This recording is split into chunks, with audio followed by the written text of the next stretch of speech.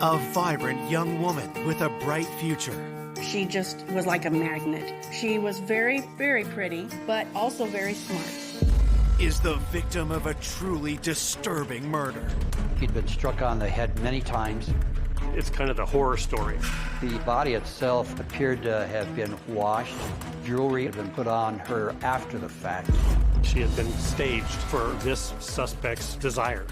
Who could have done this? Could it be somebody who likes her, somebody who has a fantasy over her? Detectives hunt for a deranged killer. We noticed bloodied palm print. Police had collected about 100 different print impressions. We could be looking for a serial killer. Just when it looks like justice may never be served. It was extremely frustrating. A stunning discovery points to a murderer in their midst. When we found out who it was like, are you kidding? Nobody could believe it.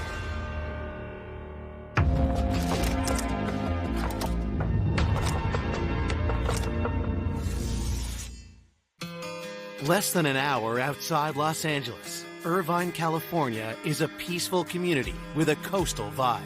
Irvine is very, very pretty. It is pretty much the hub of Orange County. The ocean's only 10 minutes away, and this is where everybody wanted to be. Irvine has always been considered to be a very safe city and has not been known for violence. On May 14th, 1979, Irvine's sense of safety is shattered when a man calls 911 to say he can't get a hold of his 22-year-old girlfriend, Savannah Anderson. Earlier that day, her boyfriend went over to her residence to meet her at about 6 o'clock. He couldn't get any response at the door. He went back home for a while, couldn't get a hold of her still. He called the police department about 7:25 p.m. It was a welfare check. Her boyfriend indicated that she had not been feeling well, and so there was a concern that it could be a health issue. When the officer arrived, he met her boyfriend, Bill Mills, and another man, Ken Bergenson, who identified himself as her boss. They explained they'd both come to the apartment to try to find out if she was okay because nobody'd been able to get a hold of her that day. I was very fortunate to work with Savannah. Savannah was always prompt, and she didn't come that day. All day long, it was like trying to get a hold of her, no answers. By the end of the day, we were very concerned. Something might have happened because that wasn't like her. The officer found the apartment was in fact locked up tight. There was no key available from the apartment office. The officer found out that a bedroom window nearby was unlocked from the inside, and he was able to open that bedroom window. When the officer made entry, he was able to see a woman with a lot of blood around her, lying in bed, towels wrapped around her face and head. She was cold to the touch. Both Savannah's boyfriend and boss are taken to the station for questioning, while homicide investigators are called to the scene. When I walked in, it appeared to me that there was a struggle, a fight, and it was very clear that she was attacked on the bed, and she laid on the bed for some time due to the amount of blood that had pooled in that area. A lot of blood splattering against the back of the wall and the headboard. She also had towels over her face. After the towels were taken off, her face was found out to be beaten very severely, excessively. The towels were significant. It tells you that the killer may have known her and didn't want to look at what they've done. It appeared that the body of the victim had been beaten with something hard. She had multiple defensive marks on her arms, her hands, nail marks around the neck area, which would indicate that she also had a ligature that had been placed around her neck. The legs were slightly raised as if some sexual activity may have occurred there. Perhaps she was the victim of a sexual assault. The degree of violence to Savannah's body was unusual. Did somebody do it because they were angry at her? If they were angry at her, is that because they knew her, they loved her, they hated her? Based on the state of the body, police believe Savannah was likely killed in the early hours of the morning. Looking closer, several details strike investigators as highly unusual. Savannah had some jewelry on her. There was a necklace around her neck, and the clasp was at the front. There was also a watch on her arm that looked like it had just been put on there loosely. We were surprised to see that those items were still intact on her based upon the brutality of her attacker. So it appeared that he may have just put those items back on her. The body itself appeared to have been washed, as there's very little blood on the skin surface of the victim. We noticed drag marks from the bed onto the carpet leading into the bathroom. Inside the bathroom, there was diluted blood with water around the sink area and also the bathtub. She looked like she had been cleaned up and set in a particular position on the bed. It was staged for this suspect's desires. And I think that was important to get an idea of what this type of person was willing to do to Savannah's body, put things on her, put clothes on her, whatever. It was very unusual for any type of murder, in my opinion. It looks like somebody wanted to make it look like she was fine and nothing was wrong. Police find some important clues the killer left behind. We noticed bloodied palm print leading from the bedroom into the bathroom. Palm prints are identifiable just like fingerprints. There were smudged, bloodied fingerprints on the toilet seat. They were basically the only way that we'd be able to find out who the killer might have been. There was no DNA at the time. Detectives find no murder weapon or any sign of forced entry. We made the determination that the killer may have been known by Savannah and let him in through the front door. Another theory was through an unlocked open window. After finishing up at the scene, detectives break the news of Savannah's death to her loved ones. The parents lived in Utah. When I spoke to Savannah's mother on the phone, she was devastated by this. It was her only child. It's probably hard for most people to realize, first of all, what it's like to lose a child, let alone the only child you have. Savannah's mother said Savannah had made a collect call to her about 10 o'clock the previous day on Mother's Day evening. They had talked on the phone for about 2 hours. Savannah was very happy, good mood. That must have made it even more so difficult. When I found out what had happened to Savannah, we were all totally shocked. My heart just hurt so much. How very sad this beautiful young lady, her life was gone, is very senseless, very, very hard to understand. Born in 1956, Savannah Anderson grew up in Salt Lake City, Utah, and had big dreams. She was 22 when she moved to Irvine. She came here looking for a better opportunity.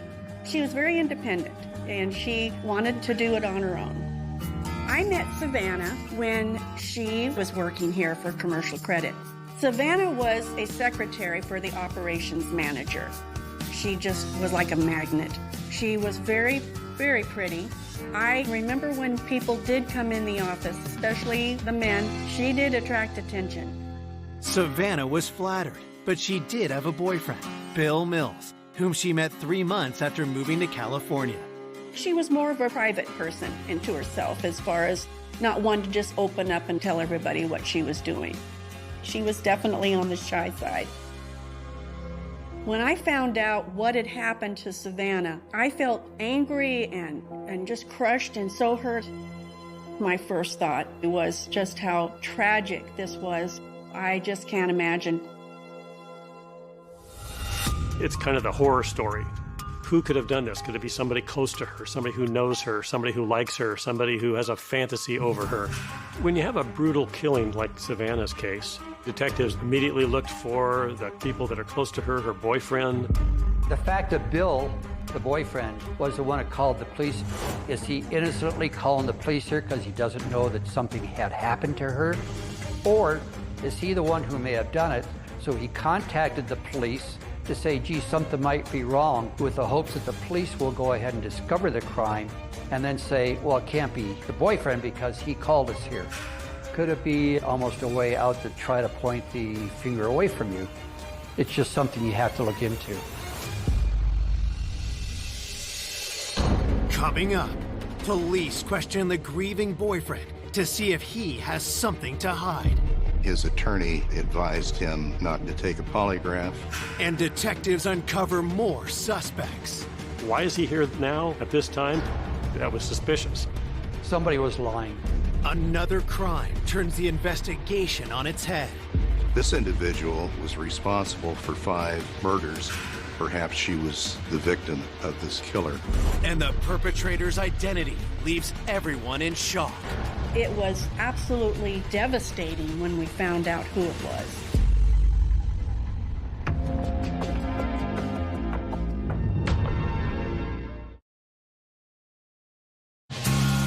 Police investigating the gruesome murder of 22-year-old Savannah Anderson have their first suspect, her boyfriend, Bill Mills. When you have a crime of passion where somebody is murdered, there are definitely times when a boyfriend who just got angry and upset did the crime. The first thing we did was began meeting with Bill Mills so we could understand better about Savannah, his relationship. Bill tells police he and Savannah started dating 6 months ago, and he was in love. They had met each other in another apartment community. They had gotten along well. He was about 9 years older than Savannah. In talking with him, had learned that he had just asked her to marry him. Police are curious if something came up to disrupt the couple's plans for the future. It was a large, violent crime scene. Did he do it because he was angry at her? Bill tells investigators he last saw Savannah a day earlier on May 13th. They had brunch together, and then he spent the day over at her apartment. During the interview with Bill Mills, we found out that Savannah and he did have sex that day. So that would be important later on in case there was semen found inside of her. Bill told me on the 13th he left her apartment at about 10 p.m. Once he did leave, what happened to him? Could anybody account for his activity after he apparently left her apartment? He said he went home, he went to bed, and then to work the following day.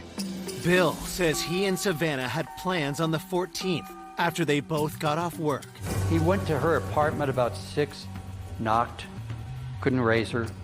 He went back home for a while, then Bill Mills went ahead and contacted the police department. Bill denies having anything to do with Savannah's death. It appeared that Bill Mills was really in love with her, thought it was a very serious relationship. He was very happy with her. Bill was cooperative.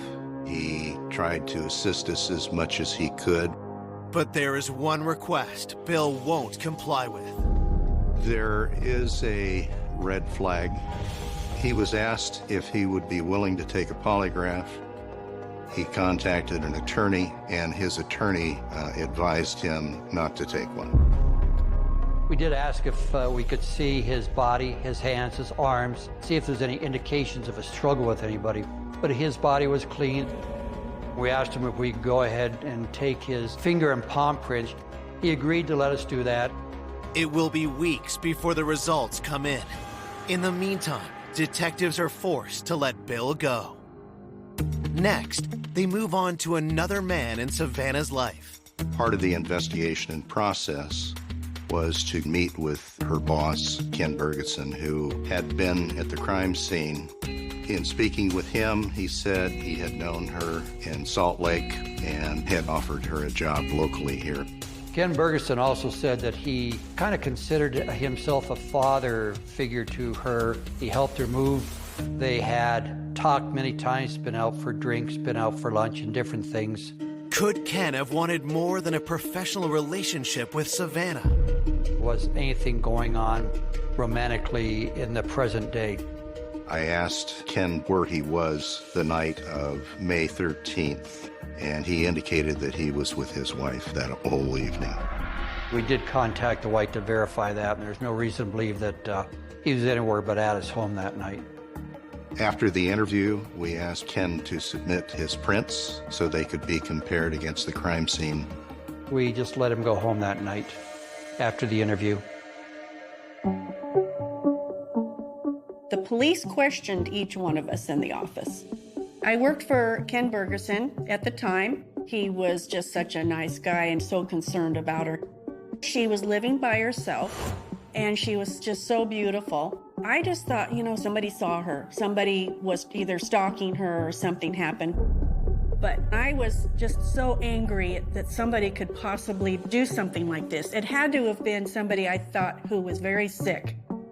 There was nothing really that drew anyone's attention to any issues that Savannah had at work, and nothing came of it.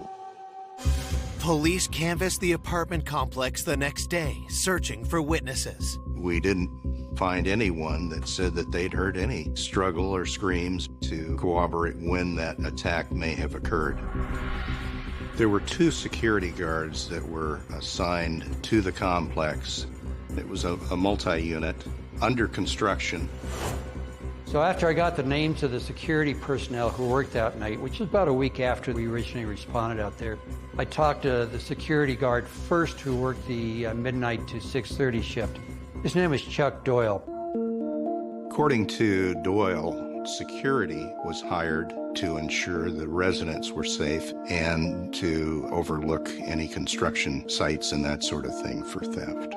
Chuck tells investigators on a usual shift he would drive through the complex and also patrol by foot. I asked him how he found out about the murder of the woman, and he said he found out through the company. I asked him if he knew the lady who lived there, showed him 2 pictures, and he picked out the picture of Savannah Anderson. When asked about his dealings with Savannah, Chuck's answer gives investigators cause for concern. He indicated about a month prior that he'd helped Savannah gain entry into her apartment and slid a window open for her. It was notable that Mr. Doyle had said he was aware that at least at that time one of the windows was unlocked. Doyle said, "You'll find my fingerprints on Savannah's window, and this is the reason why." Immediately, we printed him. It really made me zero in on him as a potential suspect.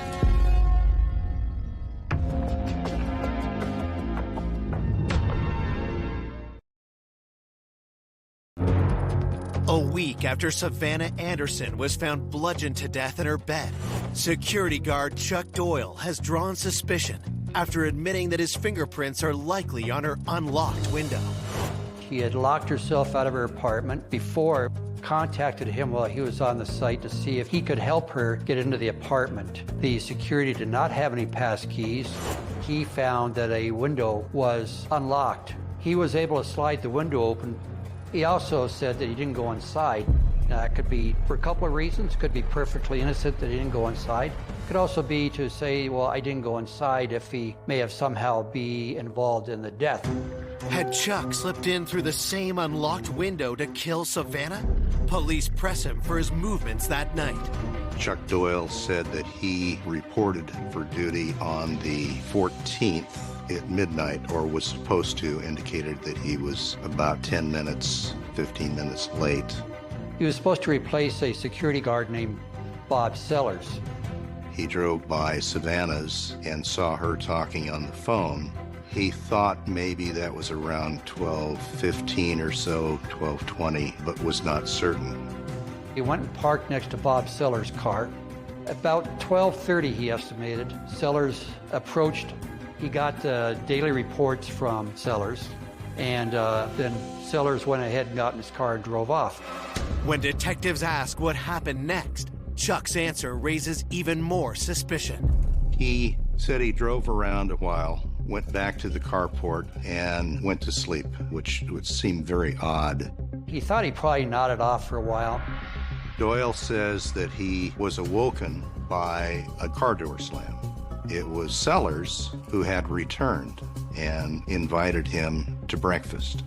Doyle says it was maybe 1 or 2 in the morning. They went to breakfast at Spire's restaurant, a 24-hour cafe. The cafe is just 10 minutes from the complex. Doyle said that he was dropped off by Sellers at about 2:30 in the morning. Chuck says the rest of his shift was uneventful, and he clocked out at 6:30 a.m. There's just something really unusual about the sequence of events that's being described by Doyle. Investigators are left with more questions than answers. Did Savannah die on Chuck's watch? Or was he the one who killed her? Hoping for clarity and to corroborate Chuck's story, they turn to the other security guard, Robert Sellers. Robert Sellers enlisted into the Marine Corps at age 17. He's 22 now. He was assigned that day to work from about 4 in the afternoon, and he was supposed to get off at about midnight that night. I asked him if he knew who Savannah Anderson was. He said he had talked to both her and her boyfriend that evening. Sellers told me that he thought he saw Savannah around 10 p.m. on the phone. Robert confirms that Chuck was late for work, so he didn't leave the apartment complex until around 12:30 a.m. After leaving Doyle, he then went home, showered. As a U.S. Marine, he was supposed to go to a Marine base at 6 o'clock in the morning. He decided it wasn't worth trying to go to sleep, so he thought, well, I'll just go out to breakfast with Doyle. So that's when he returned. Sellers told me that he came back to the complex about 3:30, which is an hour and a half or 2 hours after what Doyle recalled this happening. So there was this inconsistency between the both of them about what time they must have gone to the restaurant. Sellers said there's a waitress named Gail who waited on him. I took note of that. At the end of the Sellers interview, we asked if he would go ahead and give us finger palm prints, which he agreed to. Investigators hope the autopsy report can help them pinpoint Savannah's time of death. According to the coroner's report, Savannah Anderson died at approximately 2 a.m. on May 14th. The cause of death was strangulation. She'd been struck on the head many times, found multiple contusions on her face. There was broken fingernails, a broken jaw, cracked teeth. We did have biological fluids, semen, that was found, but DNA was not in existence at the time, so we didn't have that tool. My first thought was just how horrible to die like that. I cried and I was just very upset, just thinking that something like that had happened to a person that was just so lovely. It was just terrible. If Savannah was killed at 2 a.m., which security guard is telling the truth? Was Chuck really off site like he claimed? Or was Robert right, meaning Chuck was at the apartment complex when the murder took place? There was a wide gap and discrepancy between their two stories and timing. So the two were brought in together to try and determine if someone was mistaken about times. They both basically stuck to their stories. I wasn't sure which either timeline might have been correct, whether it might have been Doyle's or Sellers, because they were just too far apart. So we thought at that time somebody was lying.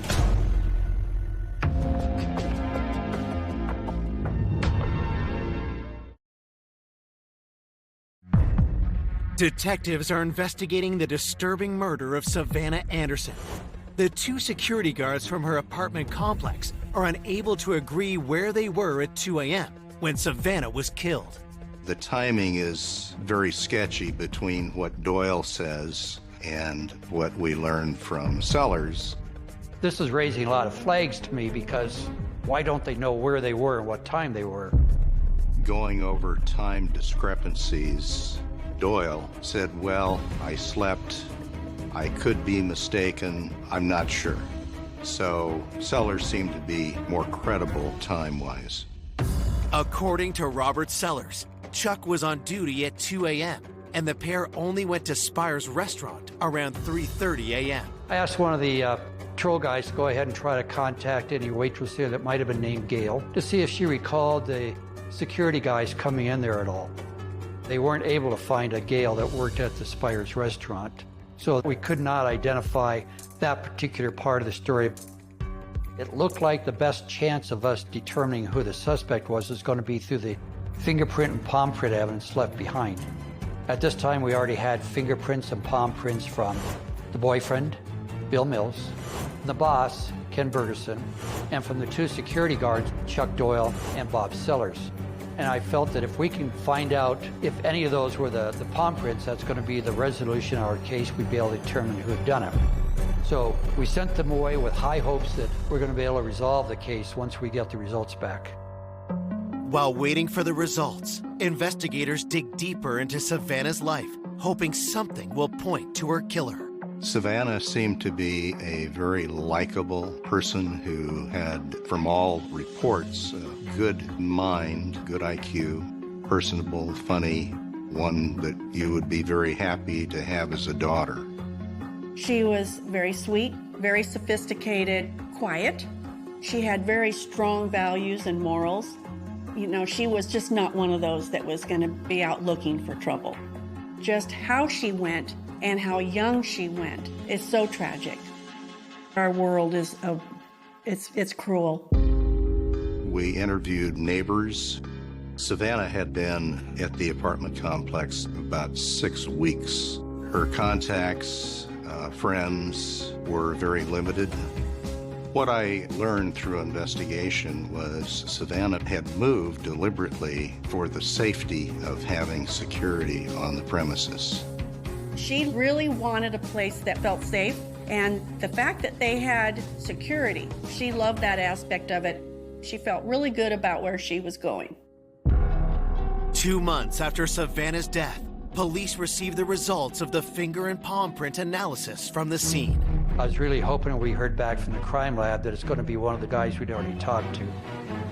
In terms of identification and finding and identifying that individual, it was everything. None of the prints that came back were any of the fingerprints submitted from the bloody finger and palm prints. Really disappointing. Couldn't figure out why. It seemed like there should have been somebody in there that was responsible for it, yet the crime lab is telling us that these weren't the responsible parties at all. We thought we had some viable suspect, but we're told, nope, it's not them. Well, now what? Wow. The results mean Savannah's boyfriend, her boss, and the two security guards are all cleared. I was very discouraged, but thought, okay, we just haven't come across the perpetrator. He's out there. We'll find him. We'll identify him. I feel comfortable with that based on the palm print.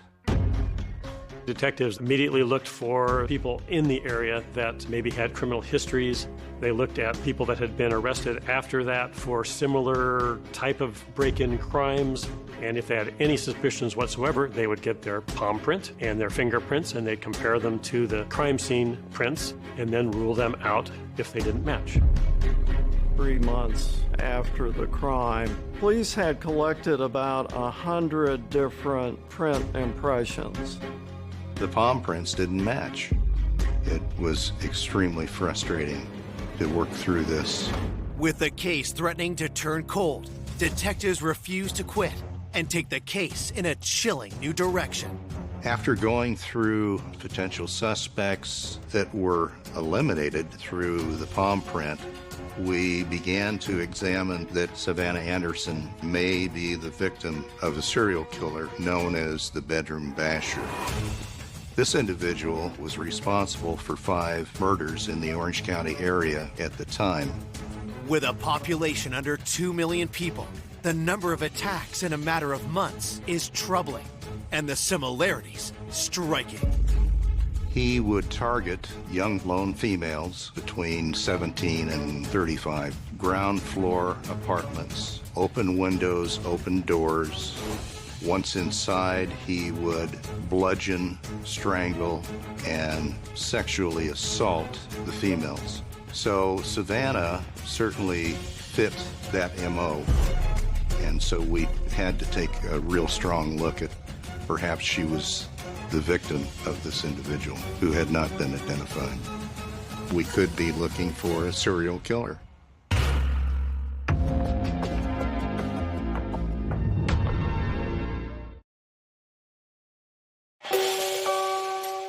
Detectives investigating the brutal murder of Savannah Anderson now believe she may have fallen victim to a serial killer. Bedroom basher went after females in homes or apartments in the Orange County area, raped them, in at least one case, killed somebody by bludgeoning them, which is what happened to Savannah. Based upon the number of bludgeonings in Orange County, which were 5, we felt that there would be another that would take place. 5 months after Savannah's murder, investigators' worst fears are confirmed when the serial killer strikes again. During this time, there was a woman in Orange County that had been attacked, believed by the bedroom basher, who survived and was able to give a description to the police. A composite drawing was made. She described the perpetrator as a male, olive skin, pockmarked face, long hair, mustache, dark eyes, in his late 20s, early 30s. A task force was created in Orange County. Flyers were disseminated to the public and to patrol units. It resulted in multiple contacts of people who believed they knew who this individual was. Unfortunately, none of those resulted in the apprehension of the individual. A year after the murder, with no arrests and a killer on the loose, women in the area live in a constant state of terror. The community was definitely impacted by this terrible murder. The news was full of these kind of things, and it did create fear among people. The fact that I was living so close by, it's a little scary. Any female who resided by themselves took extra precautions to ensure that their windows, doors were in fact locked. Every possibility we looked at, we were unable to make any headway in determining what happened to Savannah Anderson. It was extremely frustrating. There was no one else that we were aware of that could provide any insight and/or potentially could be a suspect. 3 years after Savannah's murder, her case remains unsolved. After you go through tips, leads, you step back, you re-examine, you say, what did I miss? It's got to be there. What did I miss? I've started to believe that they just weren't going to find out. And that's terrible to think that something like that could happen and that this person is out there roaming around still. 2 more years pass until a rookie homicide detective takes a renewed interest in the case. Savannah's case was the first cold case that I ever worked. I was familiar with it because I was in patrol when it happened, and I thought, well, nobody's looked at it for a while. Maybe I should look at it. A friend of mine who knows Larry Montgomery very well calls him the evidence whisperer. I was aware he was looking at the Savannah Anderson case, and at one point he came to me and we compared notes on it. After combing through all the evidence, detectives revisit whether Savannah was a victim of this still unidentified bedroom basher. The possibility that she was killed by a serial killer was definitely looked at. I was looking at anything that I could use to direct me to a possible suspect. I'm looking at what was done at the crime scene, what did the suspect do with the body, what was maybe in his mind because of what he did. In comparing Savannah's murder to those committed by the bedroom basher, something just doesn't add up. The one thing that stood out that was not similar was the cleaning up of the victim. When I look at a crime scene like this, it's somebody who has a desire for Savannah. She appeared uninjured other than towels on top of her face. It wasn't the gore that he liked. He had to kill her in order to get her into a position where he could fantasize about having an actual relationship with her. This is a real girl now as opposed to a dead body. The question in this case is, who did it? All the people we've looked at and that looked good were not matching the prints. There was one point where I started looking at the security guards to see what they were doing, because they were certainly involved in being there at the time. There were very big differences between what Doyle said happened and what Sellers said happened that night. And I thought that was very odd. I thought at the time that I interviewed Doyle that one of the problems was he may have gone to sleep for a while. That would certainly account for the timeline being different, or his uneasiness in talking to us about that particular time period. Police quickly locate Chuck and bring him in for another interview. His story about what happened the night of the murder is the same, but a few details stand out. Doyle said that he got to the site probably 10 minutes late. He had not been able to find the person he was supposed to replace yet, Bob Sellers. About 12:30, Doyle saw Sellers come with a shirt in his hand, and I asked Doyle, did you ever ask him why he was late or why he didn't have his uniform shirt on? He said, no, he never asked him that. He just figures he's on his own time, so he could probably wear whatever he wants. That's unusual. That right there's a big red flag. That's not the only thing that raises alarm bells. Doyle said that Sellers had commented about wanting to have a drink with Savannah. He thought she was very attractive. Detectives asked Chuck Doyle if Robert Sellers ever confided anything else to him. Regarding the relationship between Doyle and Sellers, they weren't buddies. They didn't do things together. They weren't really close friends.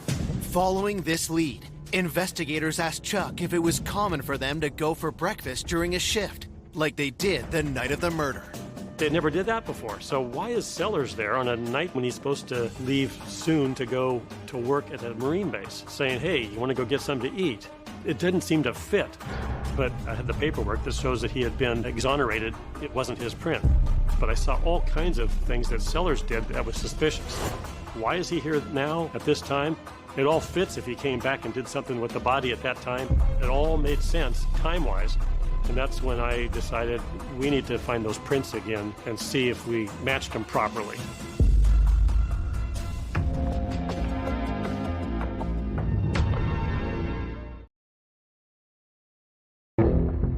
Five years after Savannah Anderson was found murdered in her apartment, cold case investigators suspect her killer has been hiding in plain sight the entire time. I've got a suspicion that this guy, Robert Sellers, might be the guy, because there's too many lies or mistakes. He's already been exonerated, and I didn't believe the exoneration. We need to find somebody who's better than our sheriff's department, who's best in the world that we can get. Robert's prints and the ones found at the crime scene are rushed to FBI headquarters. The FBI discovered that some parts of the palm print were so thick with blood that it became a negative. It was the opposite of what it should be because of the thick blood. The thick blood looked like the ridges when really they were the valleys of the print. The FBI reanalyzed the palm print and compared it to prints obtained from Robert. The next day, the fingerprint lab at the FBI was able to identify in about 24 points of identification a positive identification of security guard Bob Sellers. We have to arrest him now. Sellers, at the time that he was arrested, was living in a mobile home up in Brea at the police department. He was presented with evidence that his prints are, in fact, in the blood there. He didn't come forward right away, but very quickly, after he had some lies, he did admit that he did everything that we thought he did. He was obsessed with her. He found her very attractive. He thought perhaps by going into her apartment that he might convince her of some romantic get-together. He gained entry into her apartment through an unlocked window where he could hear her on the telephone talking with her mother. He stayed in the bedroom, hid as best possible, while she talked in the kitchen living room area. Once she got off the phone, at about a little after 12, she came into the bedroom. When she saw him, she was thinking, I have an intruder, a man in here, and I'm frightened. And he became frightened and realized that he had to silence her. He pulled out his baton and began striking her. He then went to strangulation. During the struggle with Savannah, he said that his shirt got bloody, so he had to take it off. So when he went to see Doyle, he had his shirt in his hand so that his replacement would not see the blood on it. And then he goes home, gets cleaned up, sneaks back in, and then goes into Savannah's apartment. Sellers wanted her sexually. He had to kill her to get that. He did talk about he wanted her to be clean, and so that's why he drug her into the shower and washed the blood off of her and took her back into the bedroom and wrapped her head in towels because she was so badly beaten. So then he just had a body that was clean and he could have his fantasy. At 3 o'clock in the morning, he's trying to sneak out, and that's when Doyle sees him, and that's when, at the spur of the moment, he has to all of a sudden pretend like, oh, I'm here to go to breakfast with you, okay? He almost seemed relieved when he finally was able to confess that he actually did kill Savannah. On March 29th, 1984, Robert Sellers is charged with murder, rape, attempted rape, and burglary. I think after 5 years, he thought he probably did get away with it. In that time, he got married, started a family. The anguish that he caused with Savannah Anderson's death, he didn't deserve having that extra 5 years.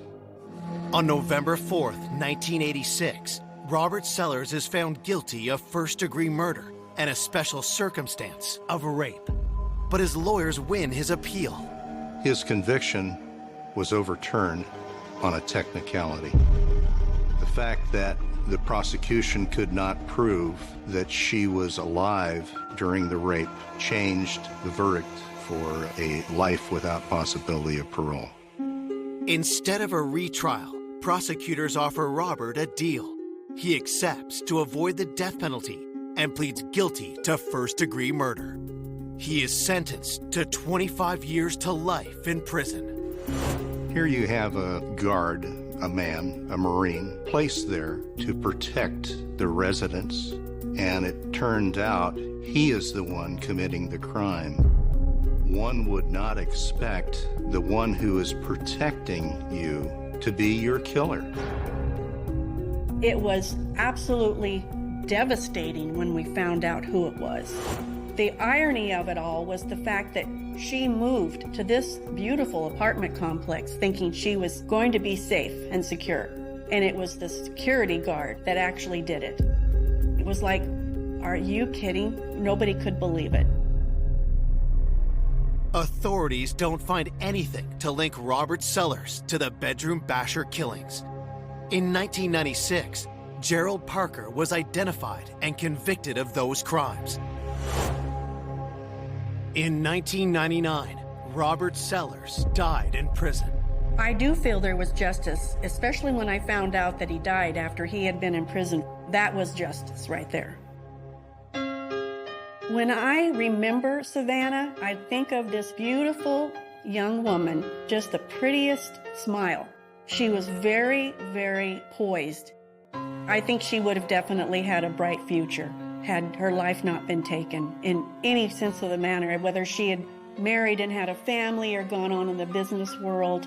She just was a very lovely person.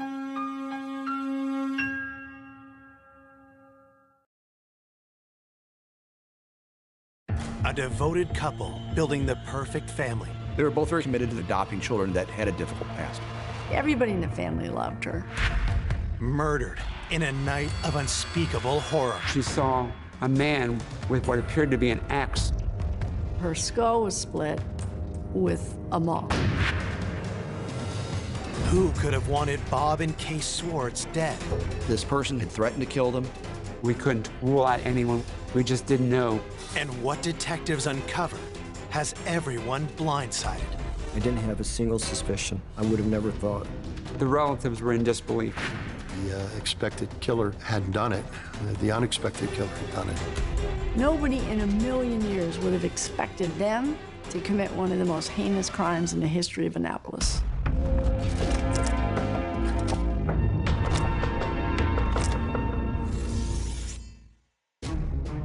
On a cold winter morning in 1984, Colorado County Police. Police in Cape St. Clair, Maryland, receive an eerie call. Okay, what is the problem, sir? My parents are dead. You think your parents are dead? Yeah. First responders race to the scene and make a horrific discovery. When I arrived, there were uniformed officers that were protecting the crime scene who told me we had a 17-year-old and a 9-year-old who just learned that their parents, Bob and Kay Schwartz, were killed.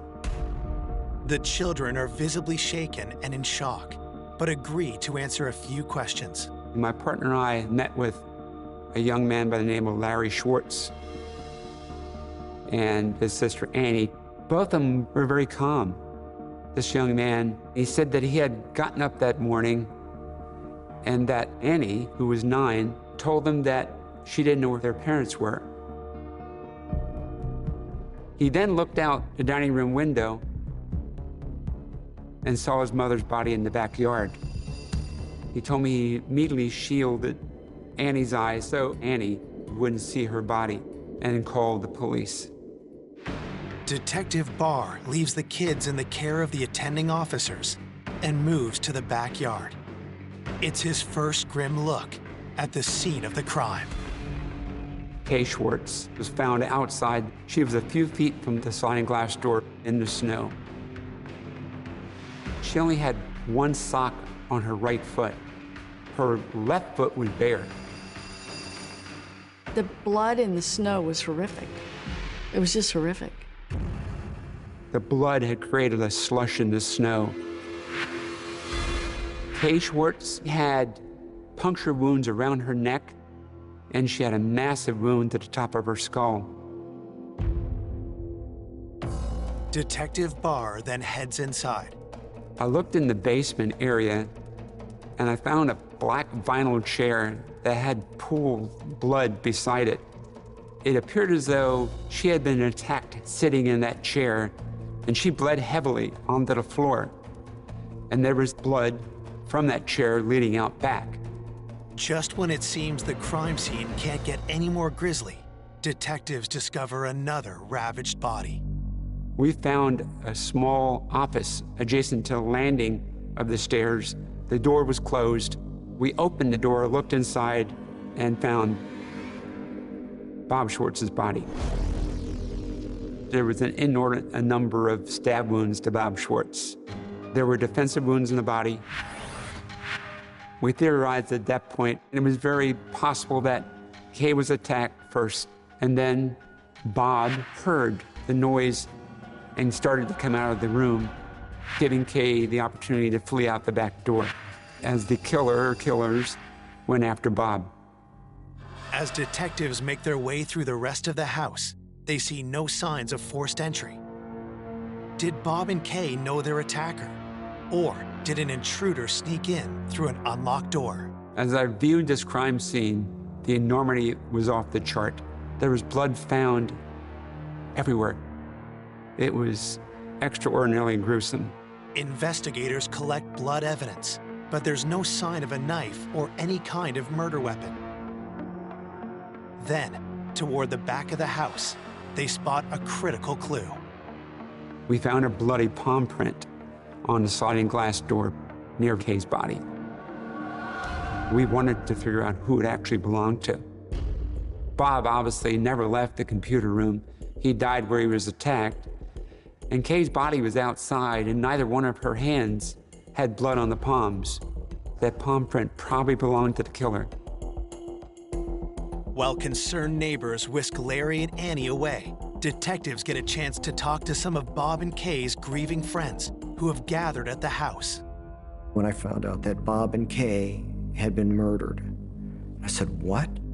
You're numb. You don't know what happened." And I just couldn't believe that Bob and Kay were gone.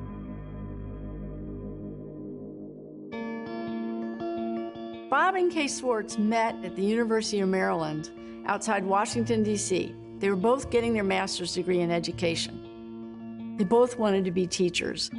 He was 35, she was 27. She fell in love with him, and maybe 18 months later, they married. They were very involved in all kinds of church activities. Kay and Bob were intimately involved. Everybody seemed to know them. Everybody felt a connection with them. Bob was an engineer of sorts, worked at NASA Goddard down in Greenbelt, Maryland, in the space program on some level. Bob had to be a pretty clever man because he was involved in computers back in the dark ages, 1984. He was always very positive. He was funny, quick sense of humor. Kay was the fun-loving, carefree spirit, beloved by everyone who knew her. Always wanted to be a teacher, became a teacher. They wanted children, but Kay was unable to have children.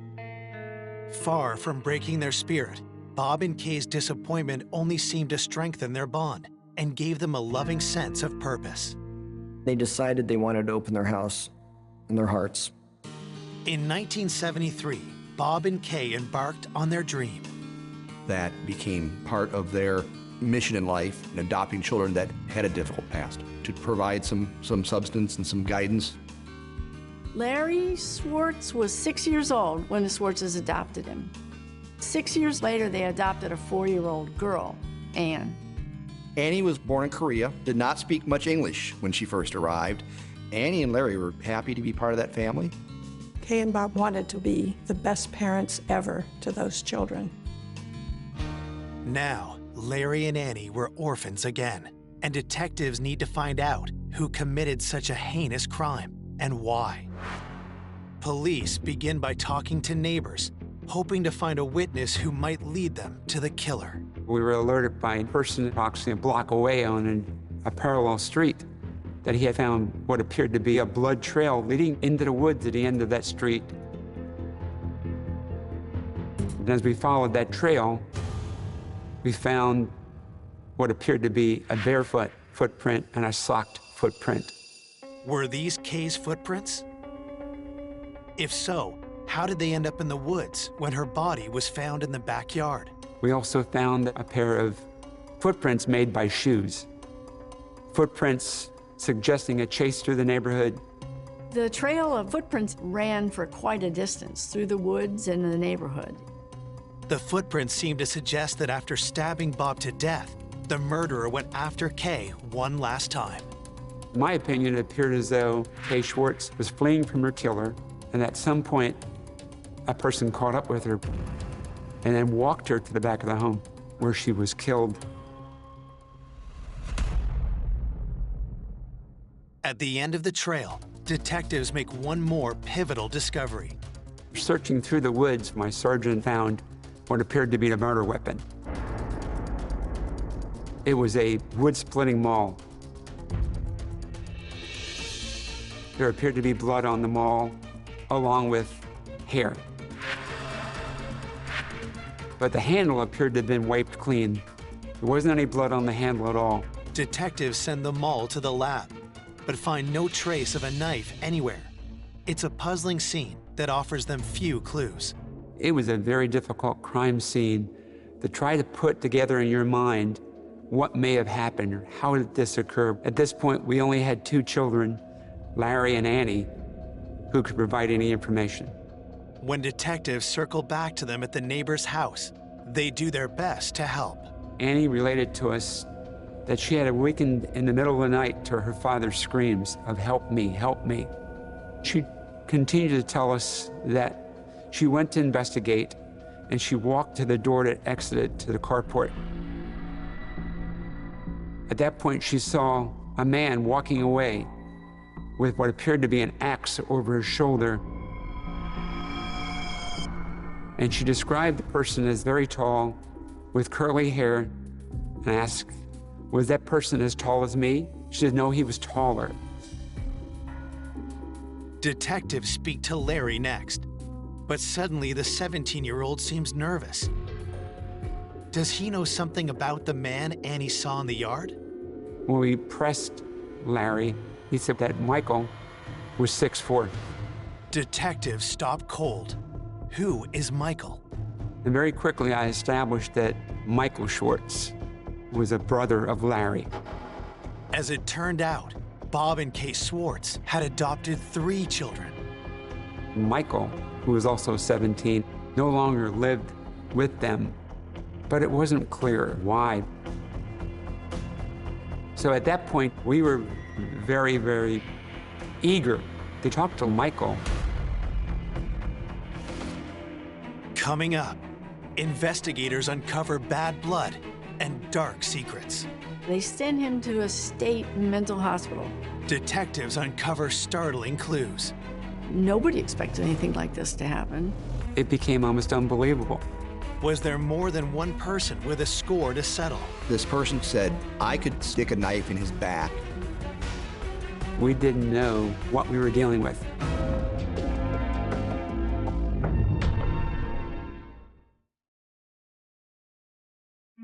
When they appear to have no suspects in the homicides of Bob and Kay Swartz, police learn the couple's adopted children have an estranged brother. Both Annie and Larry related to us that Michael no longer lived with them, but had been getting into a lot of trouble. Detectives are anxious to know more. Could Michael have possibly wanted to harm Bob and Kay? As we spoke to relatives during the investigation, Michael was quickly identified by them as someone we should look at very closely. Michael had made threats internally in the house. Detectives interview the Swartz's friends and family to get more insight into Michael's history. Larry was the Swartz's first adopted child. But long before Annie, Bob and Kay provided Larry with a brother. Michael was 8 years old when the Swartzes adopted him. The boys were only 6 months apart in age. The Swartz's second adopted child had arrived at their home, a troubled boy. As they interviewed everybody, detectives found that Michael's mother abandoned him when he was an infant, and Michael was relinquished to the custody of the state and became a foster child. He went through a series of 6 foster homes before the Swartzes adopted him. Bob and Kay were determined to turn Michael's life around, but the boy's difficult past wasn't easy to shake, and the problem started almost immediately. Michael was so antisocial in his approach to life. Michael was having behavioral issues at home, not obeying his parents on a consistent basis, smarting back, profanity. As the boys grew older, Michael continued to struggle. But that didn't stop Bob and Kay from having high hopes for both their children. I think Bob and Kay expected Larry and Michael to apply themselves very diligently to their studies and to do well. I think that Larry had a desire to please people. He had kind of a soft-spoken shyness to him. He seemed to want to engage with people. But I think Michael was a challenge from the get-go. I think Michael, he had some deviancies that probably would have precluded anybody from having any type of relationship with him on any level.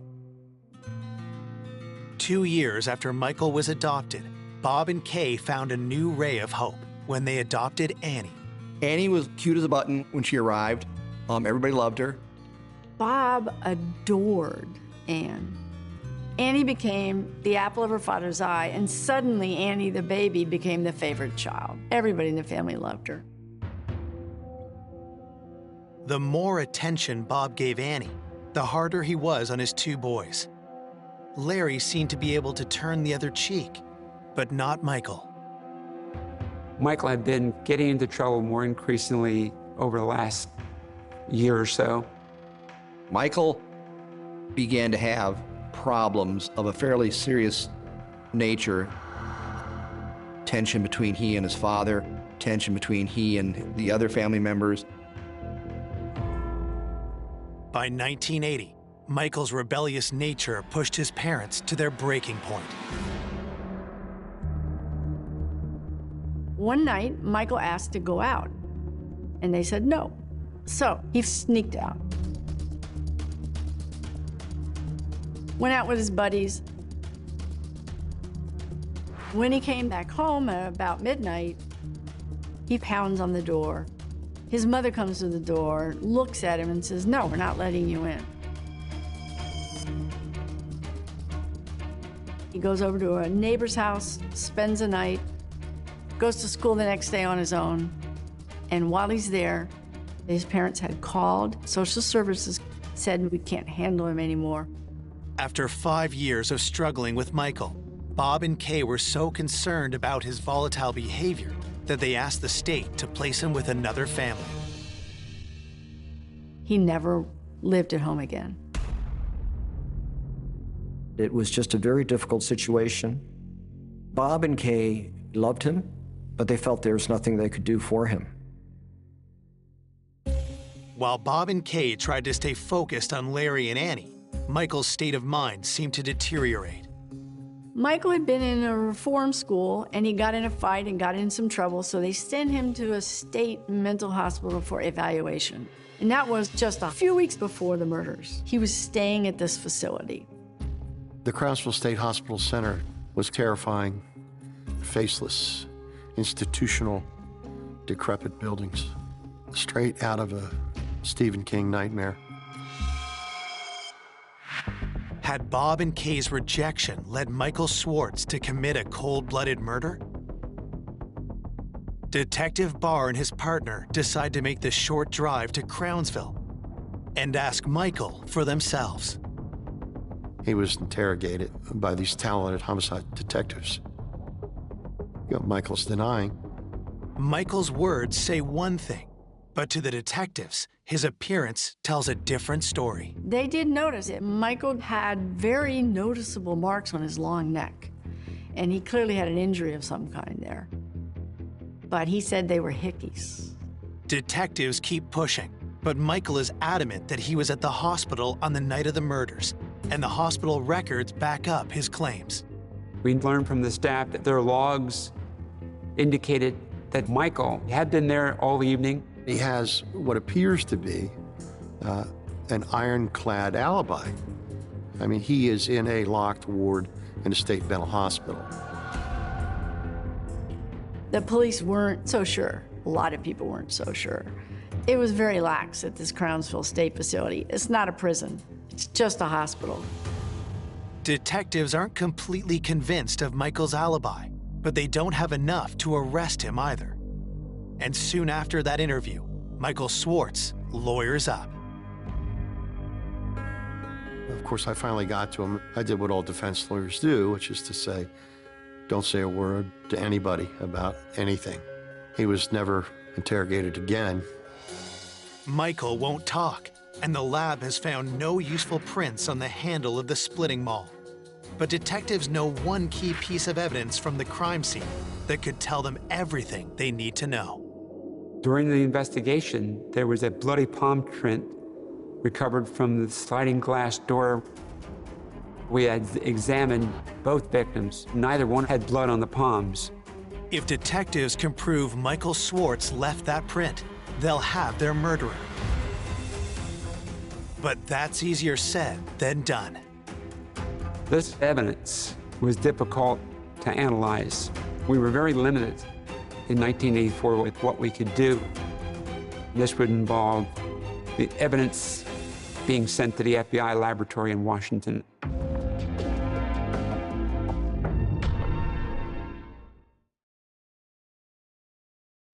Detectives investigating the savage double murder of Bob and Kay Schwartz are hoping one of their most promising pieces of evidence will help them catch the killer. A bloody palm print was lifted and sent to the FBI laboratory for analysis. We knew that it would probably take a long time to get those results. While the feds in Washington do their careful work, the shocking news of the murder spreads. There was a tremendous uproar in the community about this murder. A couple were murdered in their own home. A crazed killer chasing a woman through the neighborhood. There was a lot of pressure to solve the case. That pressure only mounts when detectives receive the coroner's report. It's a grim account of a seemingly psychotic attack. The wounds to Mr. Schwartz numbered 17 in total, and in fact were lethal. Both his right and left carotid were severed during the attack. On Kay Schwartz, the autopsy showed that she was stabbed 7 times around her neck area, but they were very light wounds, tentative. And then her skull was split, with a maul. Detectives still haven't been able to locate the knife used in the attack, but the coroner's report does appear to confirm that they're on the right track. According to the medical examiner, we had the right theory about how this may have occurred. Kay was stabbed in the basement, got up to flee. The killer would have chased Kay Schwartz as she ran from the neighborhood and into the woods, then back to the house where she was killed. Is it possible Michael Schwartz eluded security at the Crownsville Mental Hospital and committed this crime? If so, detectives need to understand why. I think it's fair to say there was tension in the house. Bob had a bit of a shorter fuse than Kay and had a little bit less willingness to be tolerant of some of the children's shortcomings. Neighbors tell detectives a story they remember from a few years before, when Michael was still living with the Schwartzes. Michael got in trouble for some sin, fighting on a school bus, something like that. And his father decided physical labor was what he needed. So he gave him this heavy wood splitting maul and said, take this stump out of the front yard, the dead tree stump. It was massive, a massive thing. There was no way Michael could get it. But he just swung it again and again and again. Neighbors told us that Michael chopped at that tree every evening for up to 3 hours. And approaching a month later, the stump was still there.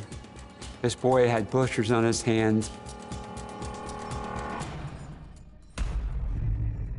Michael was seething and getting more and more angry. Everybody said Michael had threatened to kill his parents.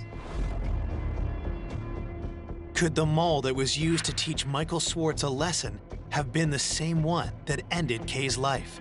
Michael told his mother, Kay, that I could walk up to Bob and stick a knife in his back, kill him, and no results would befall me because I'm a juvenile.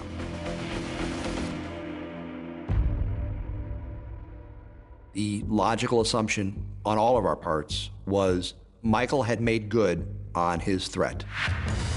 He had said he would do it, and now he's done it.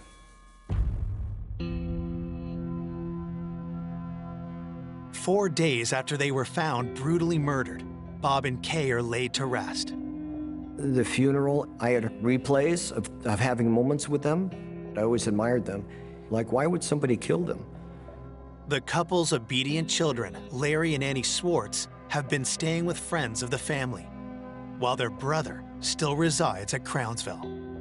Michael Schwartz was allowed out of the hospital to come to the funeral, and at the cemetery, both boys stood over the grave and shook holy water, one into Kay's grave, the other into Bob's grave. Off to one side, the two detectives on the case stood in their suits with their sunglasses in the cemetery. Everyone gathered around, gave them their support. But most people believed it was Michael who had done it. Many note the suspicious red marks still visible on Michael's neck. Talk spreads through the community. The newspapers were saying that Michael was a suspect. But even though he was in Crownsville at the time, there was some question about the accountability there, and maybe he could have gotten away and done it. With lingering concerns over Michael's alibi and the security at Crownsville, detectives decide there's only one way to find the truth once and for all. Wanting to make sure that we had crossed every T and dotted every I, my partner and I decided that we were going to follow up and visit that mental hospital again. We wanted to make sure that it was impossible that Michael would never have been able to leave undetected. So we asked the staff to lock us in the ward where Michael was committed. If Michael could have gotten out of that, there was a chance Michael had done it.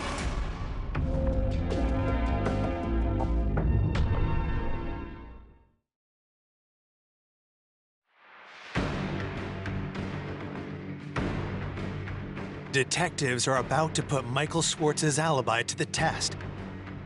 by locking themselves in the room where he stayed at the Crownsville Mental Hospital. If he had killed his parents, Michael would have had to leave undetected, return, and get back in without someone discovering that. And we went through every door and every window, and there was no possible way we could have gotten out of that without help. So it was very convincing to us that Michael was not at the scene of the murder. Michael's been eliminated as a suspect. It's good news for Michael, but a setback for detectives. The young man was their strongest lead. Undaunted, investigators reach out to the public, hoping to cast a much wider net. As we conducted our investigation, we methodically went through a list of possible persons that may have intended harm to the Schwartzes. We started a hotline for people to call in tips, and we got phone calls from various neighbors and acquaintances. One of the many calls that come in immediately piques the detectives' interest. Persons we interviewed told us that Bob steadfastly picketed an abortion clinic in Annapolis for 4 years, never missed a Saturday. And he would approach women entering the abortion clinic and attempt to change their mind about what they were going to do. He would intensely try to dissuade women from coming into the clinic. He would get up in their faces. Detectives confirm that a few of those women filed police reports against Bob, so they begin interviewing every complainant and witness connected with those reports. The police were called on several occasions by the clinic. Bob was never arrested, but he caused the abortion clinic a lot of grief. Could the killer be someone Bob confronted, or someone with a grudge against Kay? Kay was a school teacher at Broadneck High School. In her classroom, she was known for laissez-faire, not a strict disciplinarian. According to witnesses, Kay was well-liked in school. She was an easygoing teacher. Detectives pursue every credible tip that comes in. Our investigation revealed that there was no evidence that anyone would have a vendetta against her. In fact, there was no motive that we could establish where anyone would have been that angry or vengeful to want to kill either of them.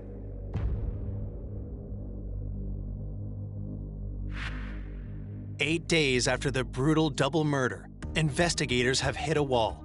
With no fingerprints on the splitting mall and their single most promising piece of evidence still under analysis, detectives are all out of options. Undaunted, they decide to start fresh, poring over every piece of evidence they do have, starting at the very beginning. Colorado County Police. Police have someone come to my house. Okay, what is the problem, sir? My parents are dead. You think your parents are dead? Yes. This time, investigators hone in on something they didn't notice before. When I listened to the 911 call, Larry Schwartz said, "My parents are dead." My parents are dead. However, he told the first police officer on the scene that he hadn't gone downstairs. His father was in the basement. At that point, he was only known that his mother was dead, not his father. So there's an inconsistency there. It didn't make sense. The discovery leads Detective Barr to take a harder look at Larry's version of events, and he finds several contradictions. For example, Larry telling us that he saw his mother's body from the window. Yet I looked out the dining room window and couldn't see her body. I thought perhaps he was confused and meant to say the kitchen window, which turned out to be even worse.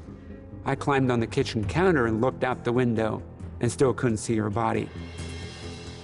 Detective Barr had chalked it up to the extreme shock the boy had suffered that morning. Larry's demeanor wasn't unusual at the time.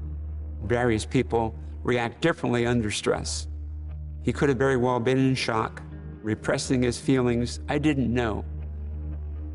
Barr wants to give Larry a chance to clear up his story. But that isn't going to happen. Larry had gotten an attorney. The attorney had advised him not to talk to us. At last, word comes in from the FBI. Test results on their key piece of evidence from the crime scene. The bloody palm print on the sliding glass door. The one detectives believed was made by the killer. It came back. Finally, we could find out who it could possibly belong to, what we were dealing with. Coming up, it's a twist that no one saw coming. A chill just went up my spine. It just didn't seem right.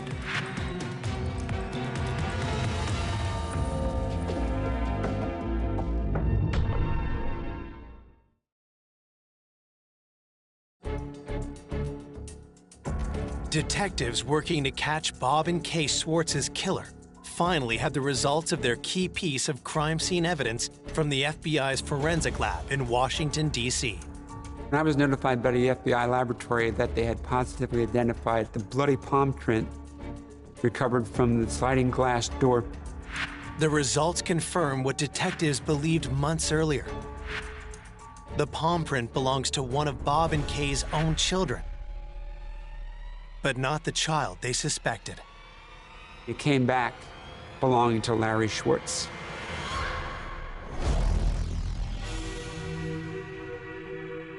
At that point, the state's attorney for Anne Arundel County authorized an arrest warrant be obtained for Larry Schwartz. Authorities charged young Schwartz as an adult with 2 counts of first-degree murder. When the news gets out, it causes an uproar in Cape St. Clair. Michael Schwartz was known as the bad kid in the family, not handsome, likable Larry. A chill just went up my spine. It just didn't seem right. I didn't have a single suspicion.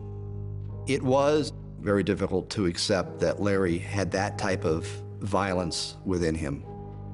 Larry was seen as this model, mild-mannered son.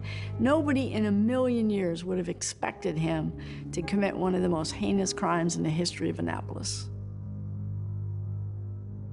The community was in denial. The majority of them were convinced that Michael Schwartz had done this. There was certainly a lot of speculation about whether we had the right person or not. It was very hard for people to believe that he could have done it. I think that they just felt there was more to this. There was more going on than any of us could understand. Why would a docile youth, beloved by everybody, explode in a rage and stab both his parents? Why? Everybody wanted to know the answer.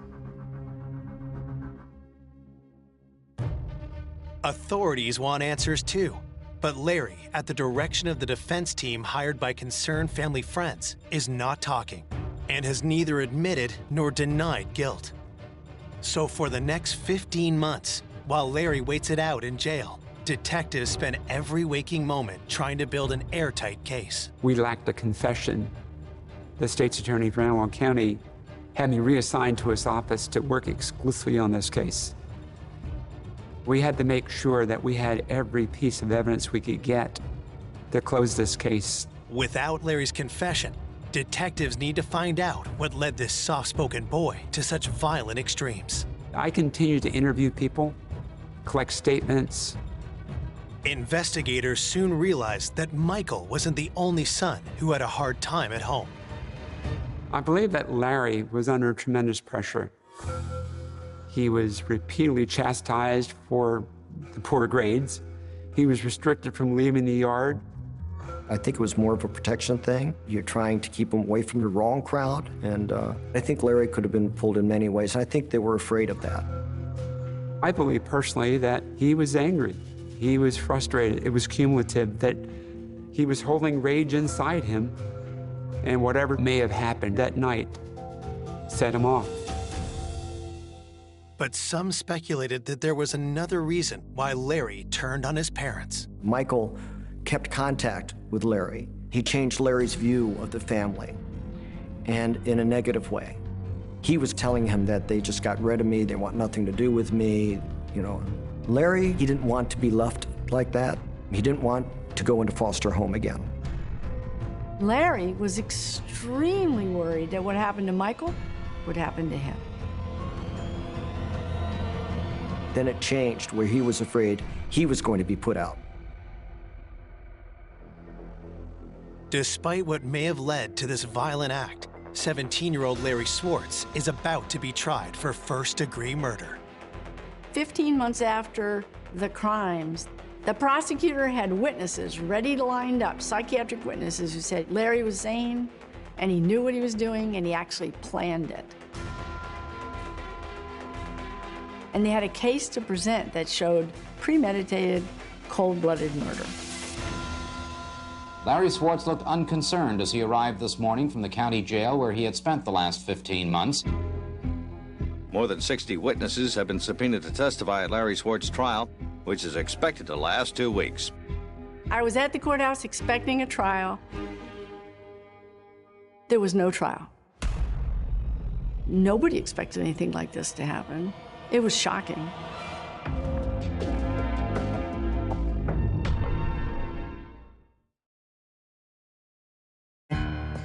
After detectives and prosecutors have labored more than a year preparing their case against Larry Swartz for the murder of his parents, a last-minute maneuver by Swartz's legal team has brought everything to an unexpected, screeching halt. The trial is called off. Larry had confessed to his attorneys. He broke down. He broke down sobbing and heaving, and he said he did it, he was guilty, and he just killed them. Finally, authorities have their confession, leaving behind any doubt of Larry's guilt. Ultimately, the expected killer hadn't done it. The unexpected killer had done it. Now, the state's attorney's office has to decide what punishment could possibly fit this crime. The state agreed to a plea of second-degree murder. The prosecutor recommended a 20-year sentence with all but 12 suspended. The judge agreed to make it concurrent as opposed to consecutive. I've never seen a case that lenient. The state's attorney wanted me to take Larry to the confinement facility. He knew that if I took Larry, there was a potential for Larry to tell me why he did this and how did it really occur. And I sat down with him and asked him to tell us, Larry, why did you do it? He didn't answer me. And I pressed him again, and he said, I just lost it. He said that he had come home from school that day, and later in the evening, his mother had asked him how he had done on his tests. And he knew that he had failed Spanish, and she had been writing him about not doing well in school. And she made a caustic remark about his grades, you probably failed them, meaning the tests.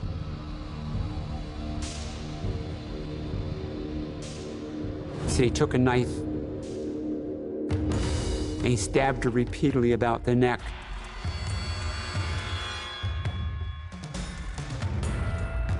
And then Bob was alerted to the activity, the noise, and he attacked Bob.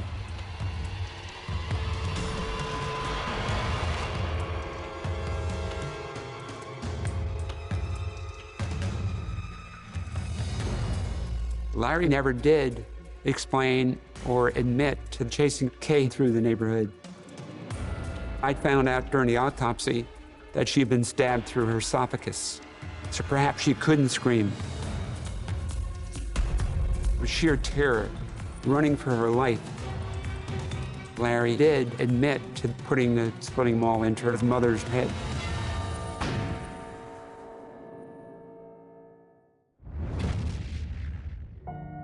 After committing such a violent act, Larry knew there was only one way to cast off suspicion. County Police. We came to the realization that throughout the interview with Larry, he was trying to steer our investigation. He force-fed us information about Michael. The whole time that his brother Michael was a suspect in the killings, Larry played the victim card. When we were here for the funeral, Larry wanted to hang out with us, essentially, which we were perfectly prepared to do, not believing for a minute that he was involved. We viewed him as a victim, a kid who didn't have any parents at this point in time. It's, to this day, hard to fathom.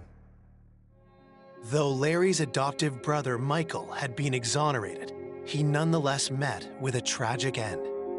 When it turned out that he didn't commit the murders, he had nowhere to go. His parents are dead. His brother's in prison. His sister's been adopted by another family, and he has no one in the world. He starts doing drugs, and while he's taking drugs, he and his buddies go rob a man, and in the course of robbing the man, they stabbed him to death. Michael is sentenced to prison for life. None of the leniency his brother got. Life. He's now in his 50s, still in prison in the state of Maryland, 35 years later. This just had to be one of the worst lose-lose destructive situations that society can see happen.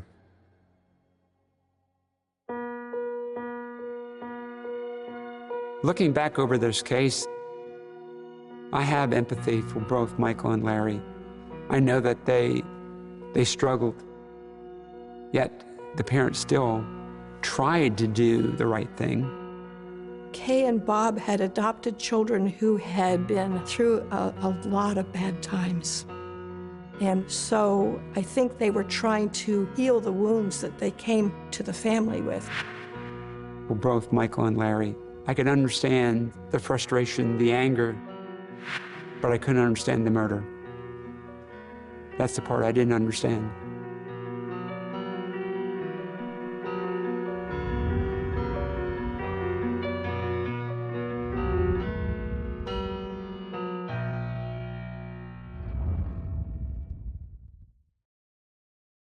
For more information on an unexpected killer, go to 𝐔𝐧𝐞𝐿.com.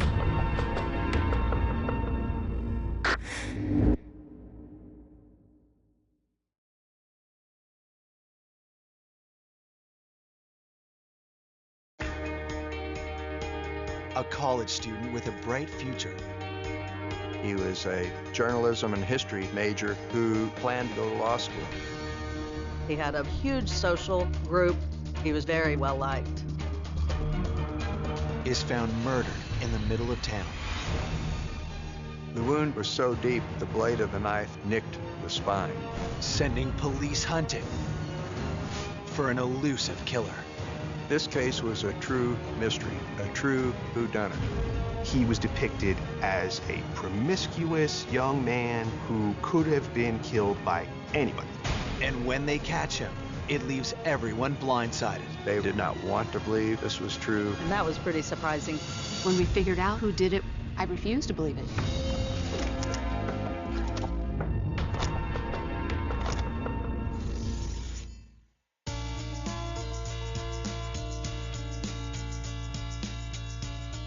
Columbia, Missouri is best known as the home of the University of Missouri.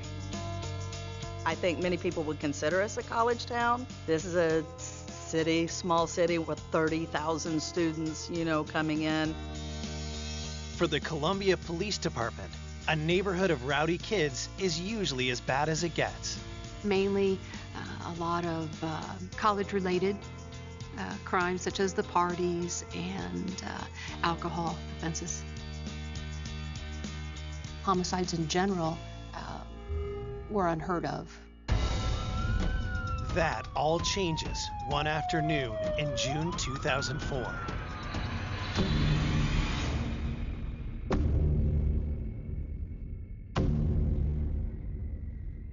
I received a call that someone had found a body in the East Campus area, and because I'm the East District Commander, I headed towards the scene.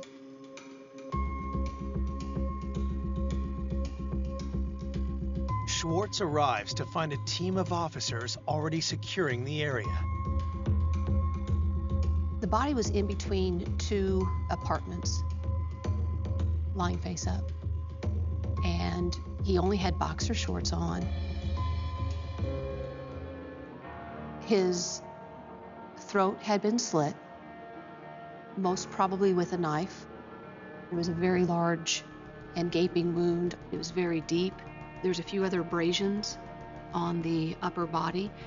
So it was a very violent action, just a very violent crime. I was a student in college, and seeing this in a place I knew really well was tough. The forensics team processes the scene while police search the area carefully, but they can't locate a murder weapon or ID on the body.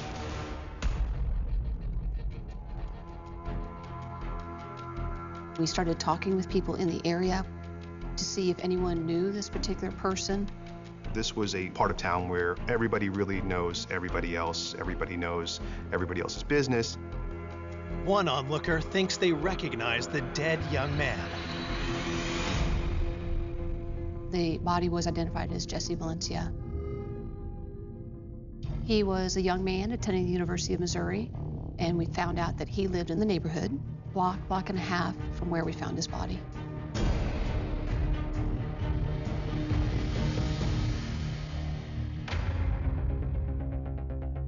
The 23-year-old lived alone in an apartment just off campus. Police need to know if that's where the crime got its start. We opened it up and started to look for any initial type evidence, trying to figure out who could have done this and for what reason. The forensic team does a thorough sweep of the apartment, bagging Jesse's cell phone, cigarettes, and other items, while police canvass neighbors to see if they noticed anything suspicious the night before. His neighbor admitted coming home drunk about 3 in the morning and going to bed. He was awakened by yelling that was going on next door. This neighbor actually pounded on the door and then went back to sleep. The neighbor recalls that the shouting was late, almost 4 o'clock in the morning. Police are curious who was in the apartment with Jesse and what could they have been arguing about. That obviously started to help us narrow down the time frame of when this may have occurred, but that's all we had to work with at that point. There were no real clues as to who had murdered this young man.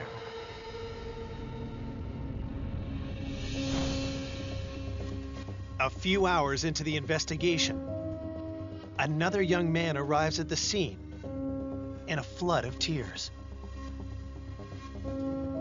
This guy named Jack Berry told investigators he was Jesse's former boyfriend who just lived a few blocks away. A friend had called Jack Berry saying that Jesse was dead. If he had a relationship with Jesse Valencia, he was definitely a person the detectives wanted to talk to. Jack agrees to come down to the station for routine questioning. But first, he helps detectives track down Jesse's family in Kentucky. They called me on the phone, and a detective told me that Jesse had been killed, and I pretty much just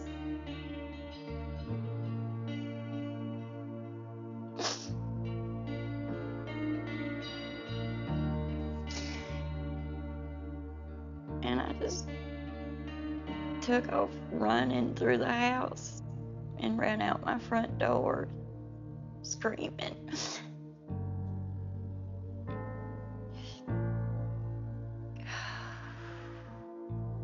Just too much. Even when he was a little boy, Jesse never had trouble making friends. Everybody wanted to be around him because he was constantly smiling, laughing, and Jesse told me he was gay when he was 10 years old. He started crying, he got pretty emotional, and he said that he was afraid that I was gonna hate him. And I told him that there was nothing in the world that could make me hate him. After that, he seemed pretty comfortable with himself. As a teen, Jesse's confidence bloomed. Jesse loved to talk. He loved meeting new people, making new friends. When he was in high school, he wanted to try modeling. He did really well at it, and I always thought that he wouldn't go back to school, but a year from the date that he told us that he wanted to be a model, he said he wanted to be a lawyer. That's what he decided to do, and that's why he went to Missouri.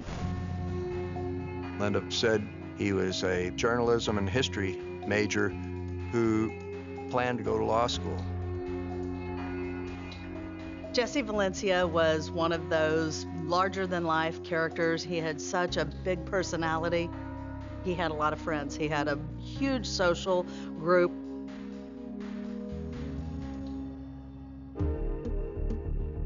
Now, detectives need to find out who cut Jesse's life short in such a horrific way. They start by asking Jack Barry about his relationship with Jesse. Jack told them he and Jesse had just split up, and he was trying to make Jesse realize it's over. I need to move on. Jesse still loved Jack, so he was having a hard time letting go. But Jack was already starting to see someone else. Was it a fight with a spurned lover that the neighbor had heard in the middle of the night? It was possible Jack had some type of confrontation with Jesse that led to his death. And when investigators asked Jack for an alibi, it turns out that he doesn't seem to have one. His alibi was, I was home sleeping alone.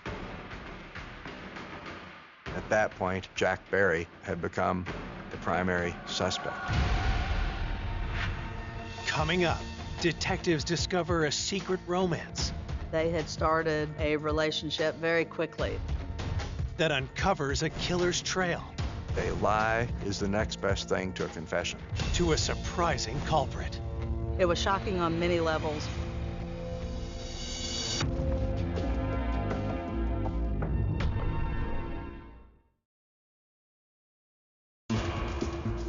Detectives in Columbia, Missouri are questioning a man who had recently split up with murdered college student Jesse Valencia.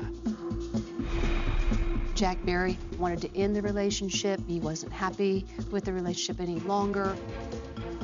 Jack paints a picture of a couple growing apart after 2 years of dating. But a piece of evidence found at Jesse's apartment makes detectives question his story.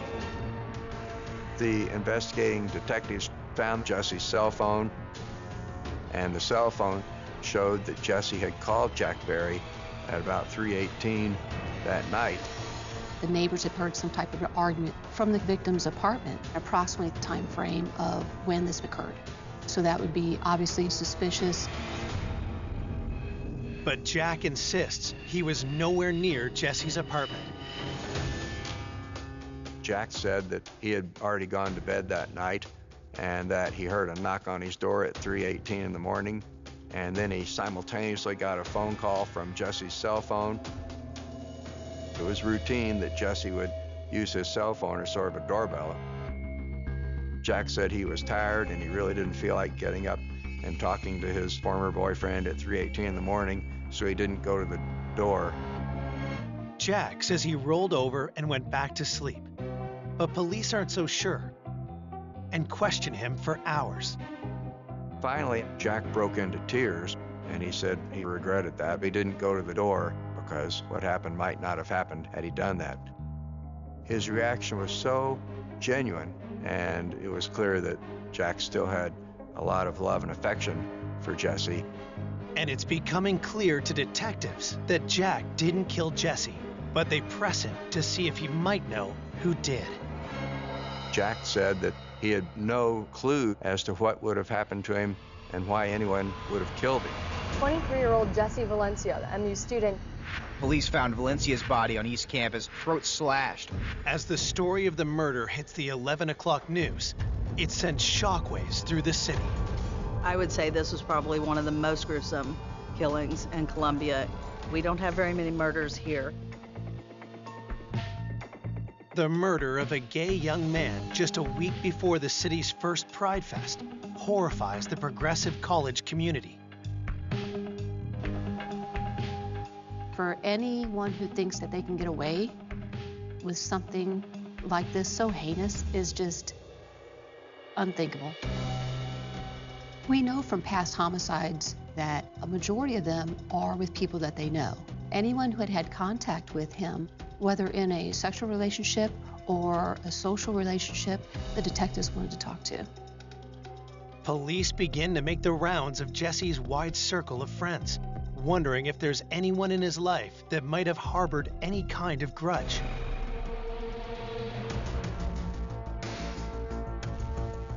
One name they hear over and over is 𝐔𝐬𝐿𝐥𝐿𝐿𝐿𝐿, a student that Jesse had met 2 weeks earlier at a political rally.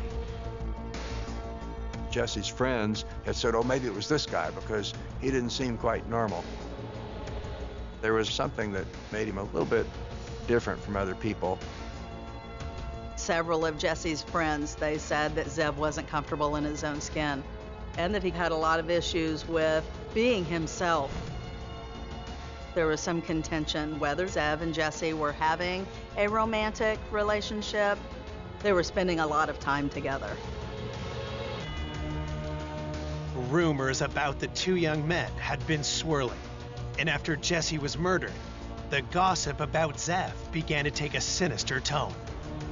Somebody saw someone matching his description, looking disheveled and crying, walking down the street the morning of the murder, and a car he was known to drive was seen in that area. That's when the detectives started looking towards him and started talking with him and seeing what he had to say. Detectives call Zev down to the station, but he denies that the rumors about him and Jesse are true. Zev said they'd never had a sexual relationship, but they were friends. Then Zev would come over and he'd hang out with him. Police questioned Zev about where he was between 3 and 5 a.m. His alibi was, I was home sleeping. He was a young man who still lived with his parents. They subject Zev to a voice stress analysis test to see if he is telling the truth. It showed untruthful, so deceitful.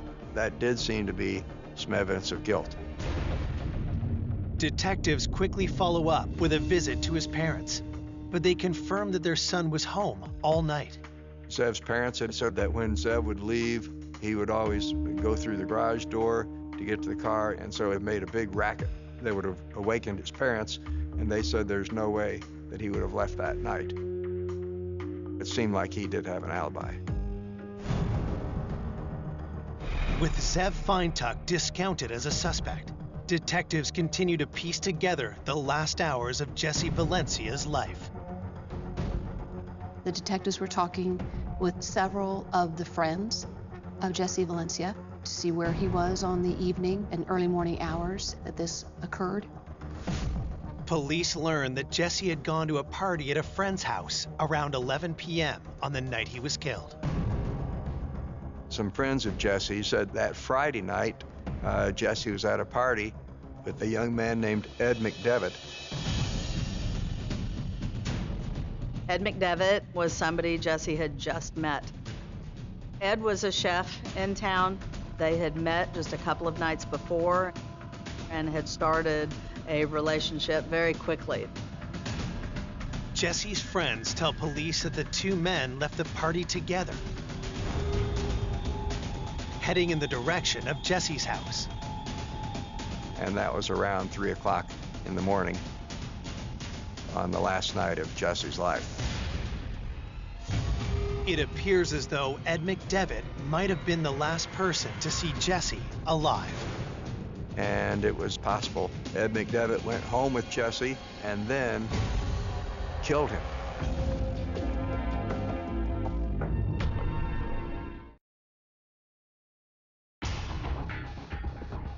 "12 hours after finding Jesse Valencia's body, detectives track down 22-year-old Ed McDevitt and bring him down to the station. Jesse had met Ed McDevitt 2 days before his death, and invited Ed to come home with him on that Friday night, the last night of Jesse's life, so he became a suspect at that point. But Ed claims that he and Jesse went their separate ways soon after they left the party. And he was talking with Jesse on the phone at the time he was walking home on the last night of Jesse's life. Ed says that his roommate was up when he arrived home and invites detectives over to talk to him themselves. There's nothing found when they searched his home, and everything Ed McDevitt told the officers, they could verify by looking at his cell phone records, by talking to his roommate, and at that point, investigators let him go.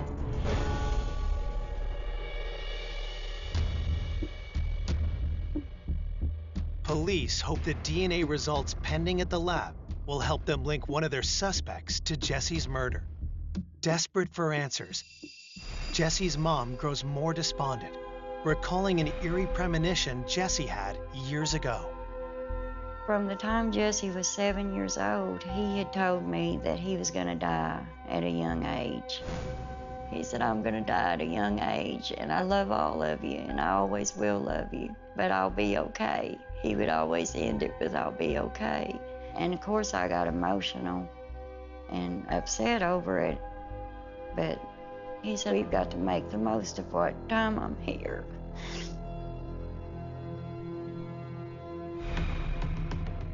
A day after Jesse's murder, detectives receive the autopsy report and study it closely for clues.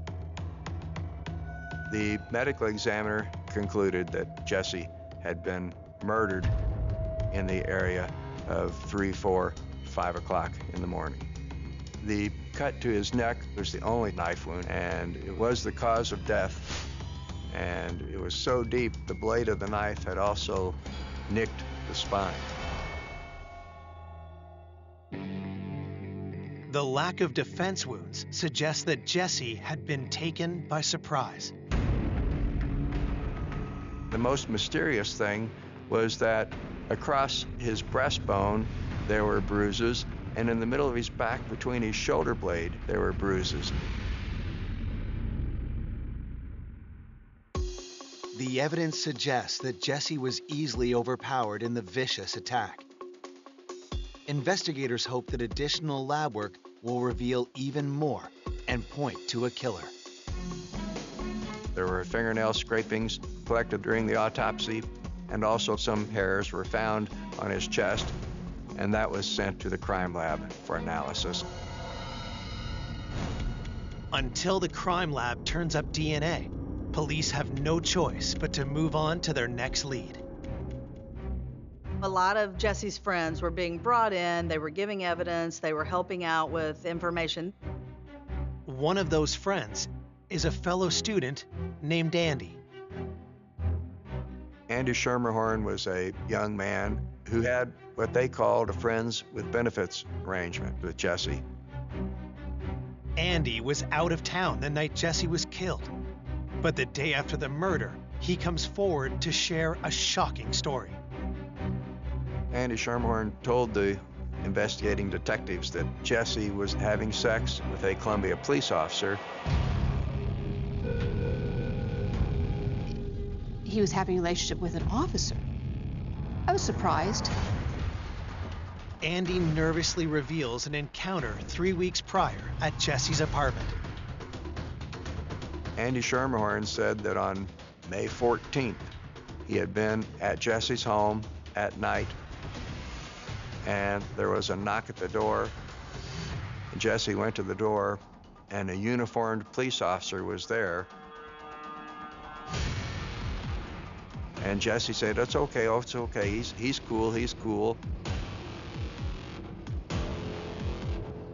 According to Andy, the officer took off his gun belt, and the next thing Andy knew, the three of them were fooling around.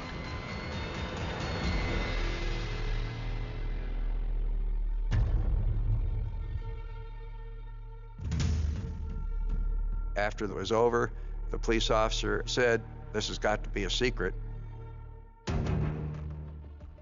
A secret affair between an officer and a murder victim is a major red flag. If any one of our officers had been seeing Jesse Valencia, why is he not being forthcoming? If you have nothing to hide, why not just tell us? Detectives need to know who this officer is.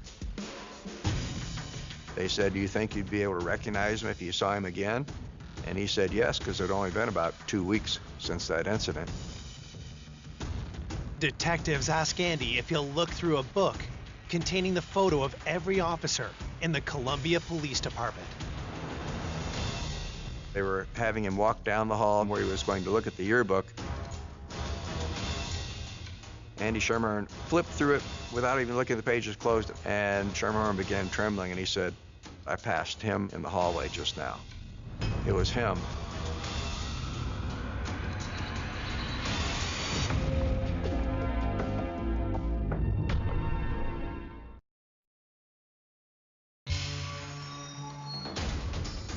The day after the murder of Jesse Valencia, detectives in Columbia, Missouri learned that he was allegedly having a relationship with a local police officer.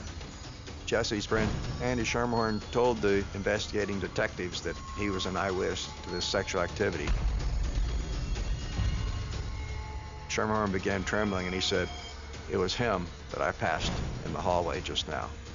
And that was Stephen Arthur Rios. Stephen Rios' commander believes Andy must be mistaken about the officer's identity. When the detectives told me that maybe Steve had been having a relationship with the victim, I told the detectives, you're absolutely wrong. He was married to a wonderful young lady, and they had just had their first child. Schwartz knows the 27-year-old Rios well. The 5-year veteran is one of the department's rising young stars. Steve was very outgoing. He communicated well, very ambitious. He was a young officer who was on his way up in the department because he was a go-getter and a very popular officer. Detectives don't know if Andy is telling the truth, but they're certainly anxious to get Rios' side of the story. If he was having a relationship, that does not mean that he had killed Jesse Valencia. Rios is out of town for a couple of days on a camping trip with coworkers. So they begin tracing Rios' steps the day Jesse's body was found. He went in for his work shift later in the afternoon, like he normally did, and at that point, the body had been found. The sergeant on duty that day had told me that Rios was coming to the scene to help identify the body. He had contacted the on-duty sergeant, but said he could help. Rios said that I met Jesse Valencia when I gave him a ticket back on April 18th. Investigators pull a copy of the incident report to see if it backs up Rios' story. April 18th of 2004, some friends of Jesse's were having a party, and the party kept getting loud, and the police showed up to get them to quiet down. And Jesse, this intelligent pre-law major, said, "What's your probable cause?" Well, that got him arrested, and Stephen Rios gave him a municipal court summons for obstructing a governmental operation. A call to Jesse's mother corroborates the report. Jesse told me that when he was arrested, that the cop that drove him down to the jail was really nice, and that he talked to him all the way down to the station. And he said, I kind of felt a little bit uncomfortable because he kept asking me personal questions about my life that I didn't really feel like he should be asking me when he was trying to arrest me for something. But the arrest wasn't the end of the officer's interest. The very next day, he turned up at Jesse's apartment. After he got arrested, Jesse called me on the phone, and he said, the cop that arrested me last night showed up on my doorstep. He said he had to ask me some more questions.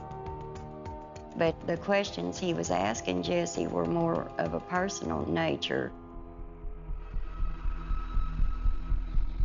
They went out a few times after that, and he would come to Jesse's apartment and just show up unannounced, even when he was in uniform. Linda doesn't know much more than that, but thinks that Jesse's friend Joan Sheridan might. When they track her down 2 days after the murder, Joan confirms that Jesse saw the officer more than once after the arrest. He had told her that the officer would typically come by sometime after 3 o'clock and before 6 o'clock in the morning, just for sex, and then leave. Joan reveals that she got a close-up look at the officer one night when he showed up at Jesse's place.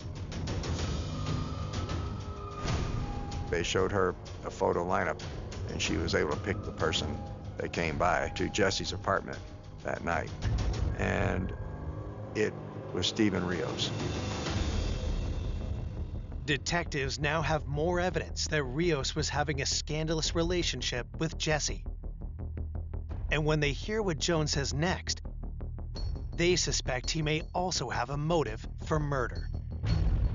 Joan said that when he went to court for his municipal court summons, Jesse assumed it would be dismissed since he was having sex with the arresting officer, and it had not been dismissed, and that had angered Jesse.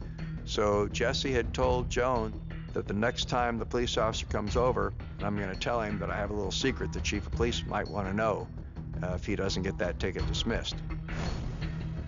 The detectives called me and told me that Jesse was threatening to contact the chief and expose Rios. Finally, the light bulb went off. You start looking at who had a motive to kill Jesse Valencia. Rios was very worried about his job. He was very worried about his reputation.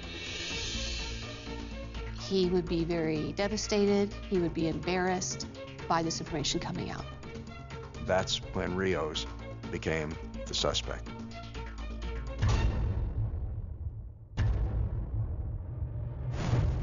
It's a serious matter to accuse one of their own. Investigators quickly regroup to plan the best approach. They didn't feel they were ready to interview him yet. They were wanting to have the DNA evidence come back before they actually confronted him. But all of a sudden, Rios showed up at the police department and said, could I talk to you for a second?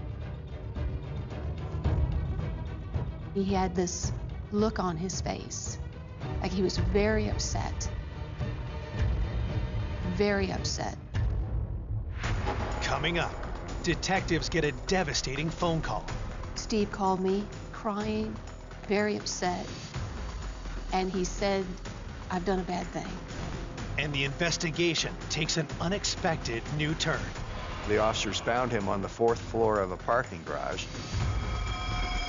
What was he thinking?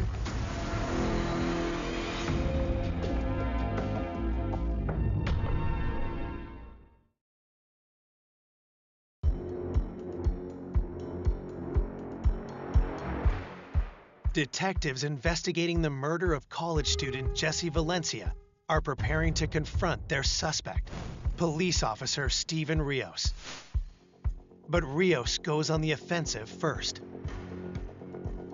Rios said he was hearing from other people that Jesse was having an affair with a Columbia police officer.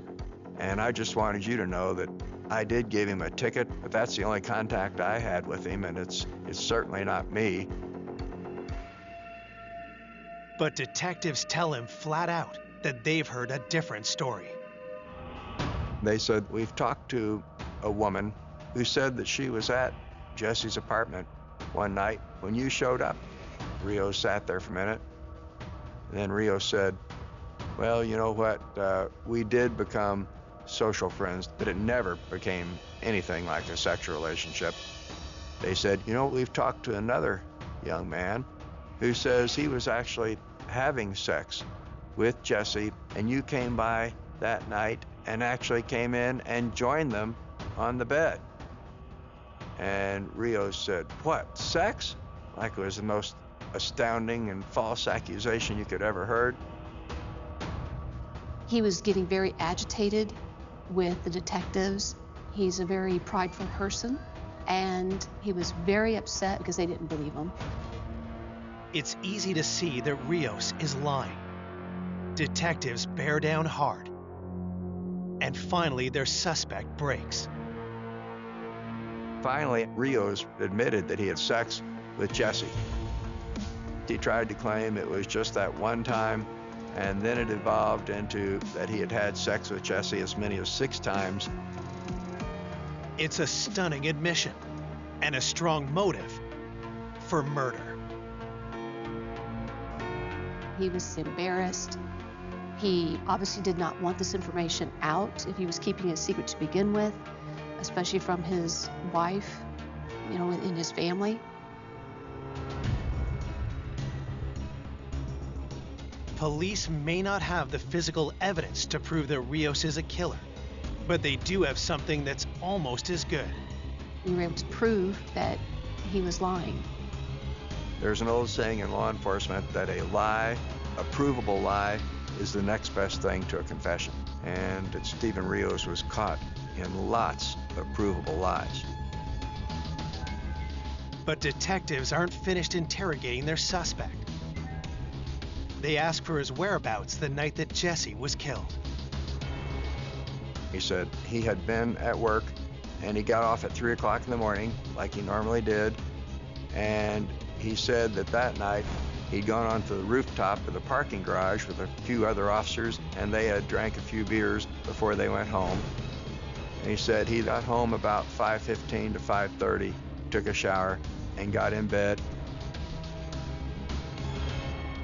Detectives grill Rios for over 3 hours, looking for any cracks in his story. He still maintained he'd had nothing to do with Jessie's death. At that point, investigators let him go.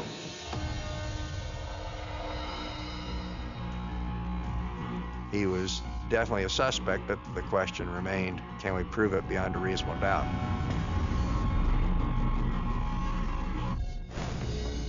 Investigators' next step is to create a timeline for the night of Jessie's murder and see how Rios' alibi fits in. His wife corroborated that he had gotten home in that 5:15 to 5:30 time frame. Other officers confirm Rios worked until 3 a.m. and then had some drinks with them on the rooftop that night. The security door records reveal that Rios left the roof at 4:37 a.m., 45 minutes before he got home. One of the detectives actually drove from the parking garage to Jessie's home the same time of night, and it was 3.5 minutes. He then drove from the scene of the murder to Rios' home, and it was 10 minutes. This gave a window of time of 20 to 30 minutes that were potentially unaccounted for at the time that Jessie Valencia was apparently killed.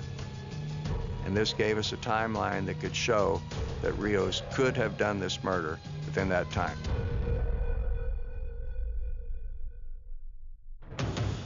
Investigators search Rios' home, car, and work locker, but they uncover nothing to tie him to the crime.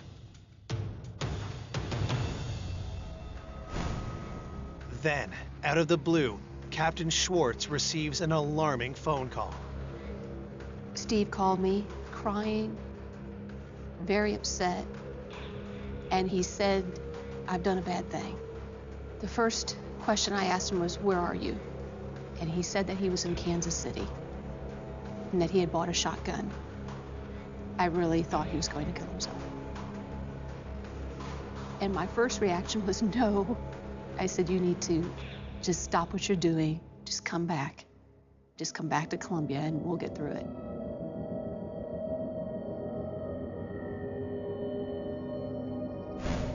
Captain Schwartz is able to talk Rios into driving the 150 miles back home, where police take him into custody. He still wasn't under arrest, but he was put on a 96-hour hold for an involuntary commitment to a mental facility, just for observation to make sure that he wouldn't kill himself. But Stephen Rios is still despondent. He manages to evade hospital security, and soon the entire Columbia police force is on alert. I got a phone call that Steve had escaped and was on top of the parking garage, threatening suicide. One of the officers found him on the 4th floor of a parking garage, and Rios climbed up on the wall, claiming he was going to jump. When they called me and said he's on top of the garage, he's threatening suicide, what was he doing? What was he thinking?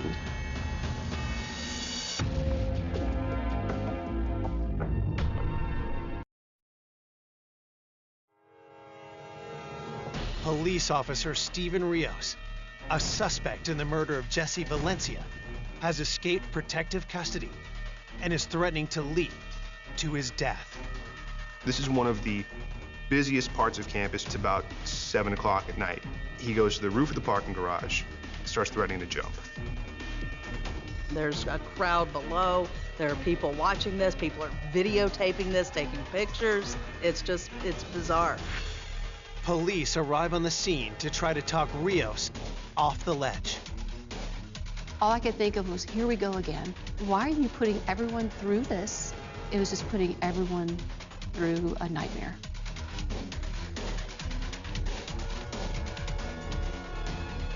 After a tense 45-minute standoff, they finally managed to talk Rios back from the brink.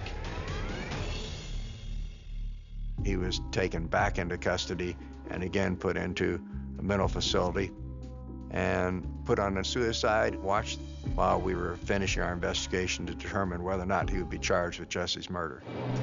3 weeks after Jesse's murder, the analysis of the hairs found on Jesse's chest give police the evidence they need to charge Rios with the crime. They were able to say the persons who left those hairs on Jesse's chest, limb hairs that would have come from somebody's arm, those hairs matched to Steven Rios. And that's when we realized that they teach Columbia police officers at the training academy how to administer a chokehold, and that cuts off the blood flow to the brain and renders a person unconscious in 3 to 8 seconds. That could account for these limb hairs, in addition to the bruises that went across the front of his chest and in the middle of his back.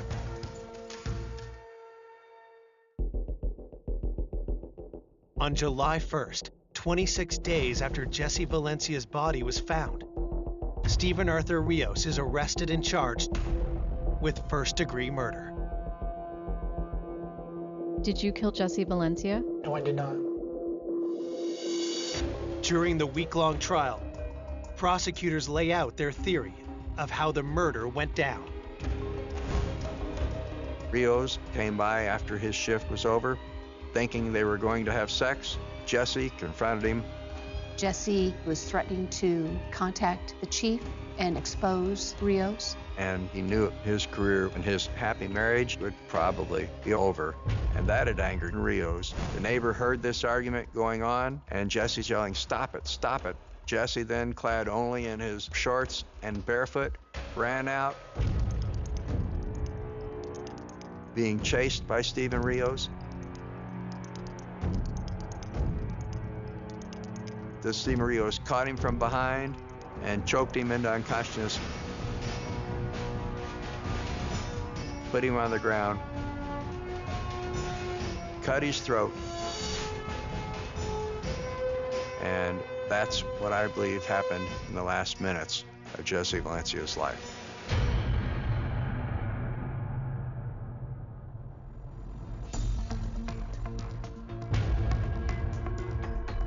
Prosecutors know they have a strong case, but convincing a jury that a police officer is a murderer is sure to be a hard sell.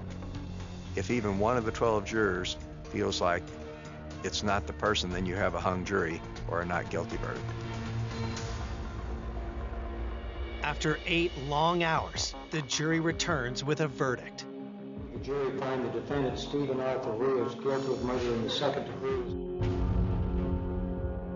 I did feel a great sense of relief and even pride when the case was over and Steven Rios had not gotten away with murder. Stephen Arthur Rios receives a sentence of life in prison for the slaying of Jessie Valencia. I don't feel like that Jessie really got justice because I wanted the death penalty for him. He took my whole life away from me.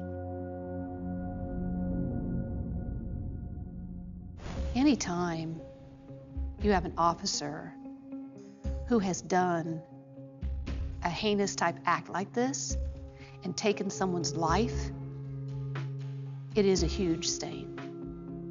And for law enforcement everywhere.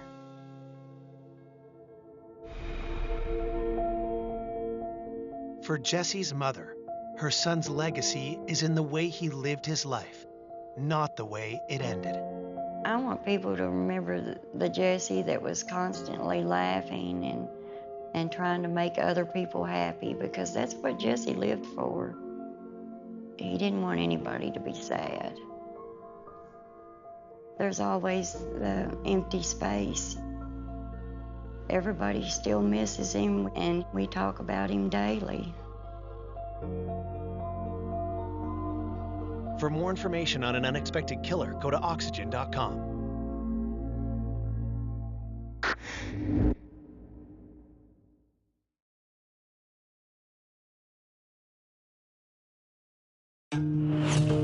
A young mother on the verge of a new beginning. She always used to talk about her wedding. She had everything planned out. She was gonna be living the life that she's always dreamt of having. Violently struck down. Not just homicide, but an act of rage. I had no idea why somebody would want to do that. Police chase a deranged killer down a sinister path. He was a big heroin dealer in Jackson. Someone burnt the house down. Through a maze of twisted theories. Maybe this was a retaliation. It was probably self-induced. You mean suicide? Yeah. Until the case takes a mind-bending turn. He looked at me and said, "You have it all wrong." That person never was on our radar. Just an epic, epic tragedy. I was almost in disbelief. That's just something that was entirely unexpected from the beginning. Until we try to rule them in or rule them out, I don't know that any of us are safe.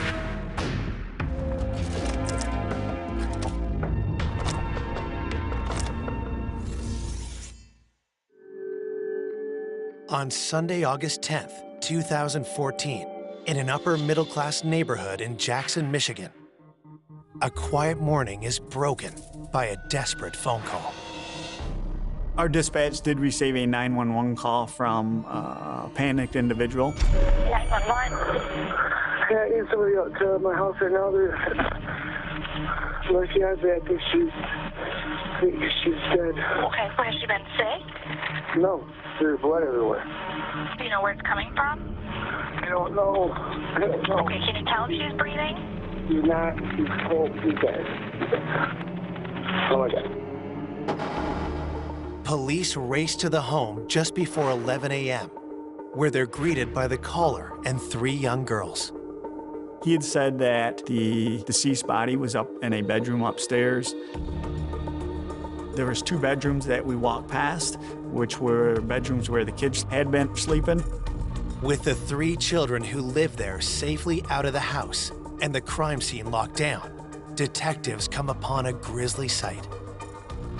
As we enter the bedroom, then we do see the body.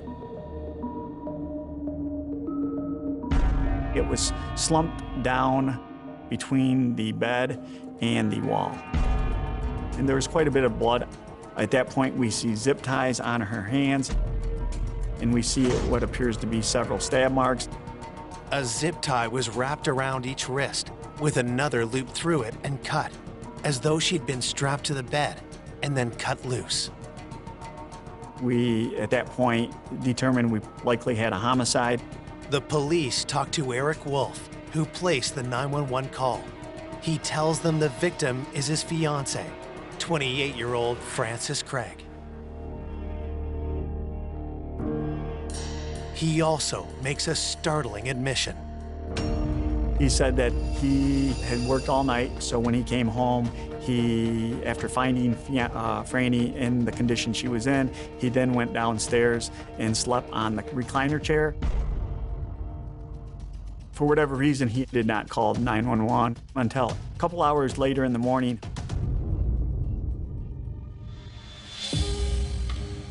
Frances's 2 daughters and Eric's little girl were all in the house at the time. While Eric slept, his 10-year-old child walked into a horrifying scene. Eric's daughter, Lexi, went into the bedroom and clearly could tell that something was amiss.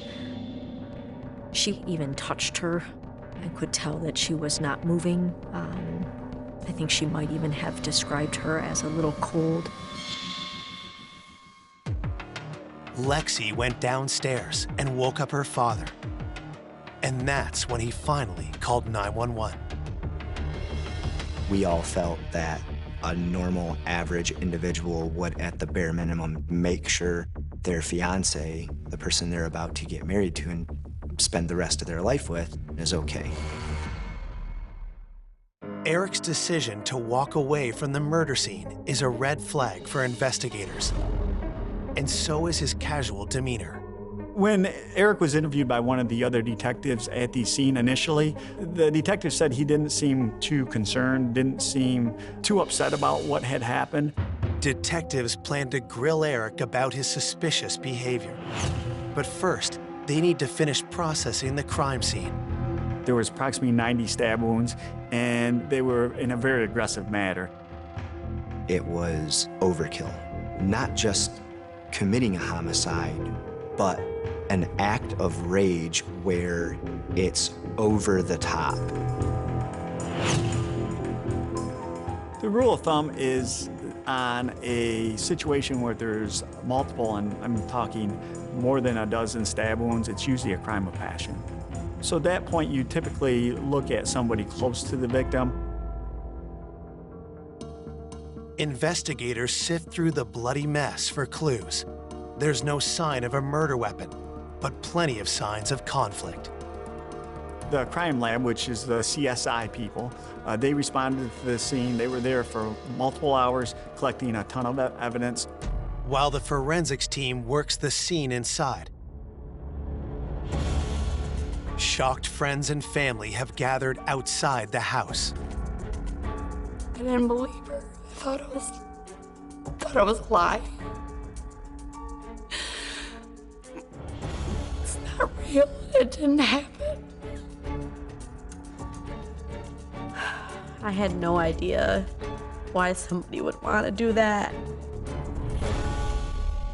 Frances was just an amazing person all around. Frances and I worked together.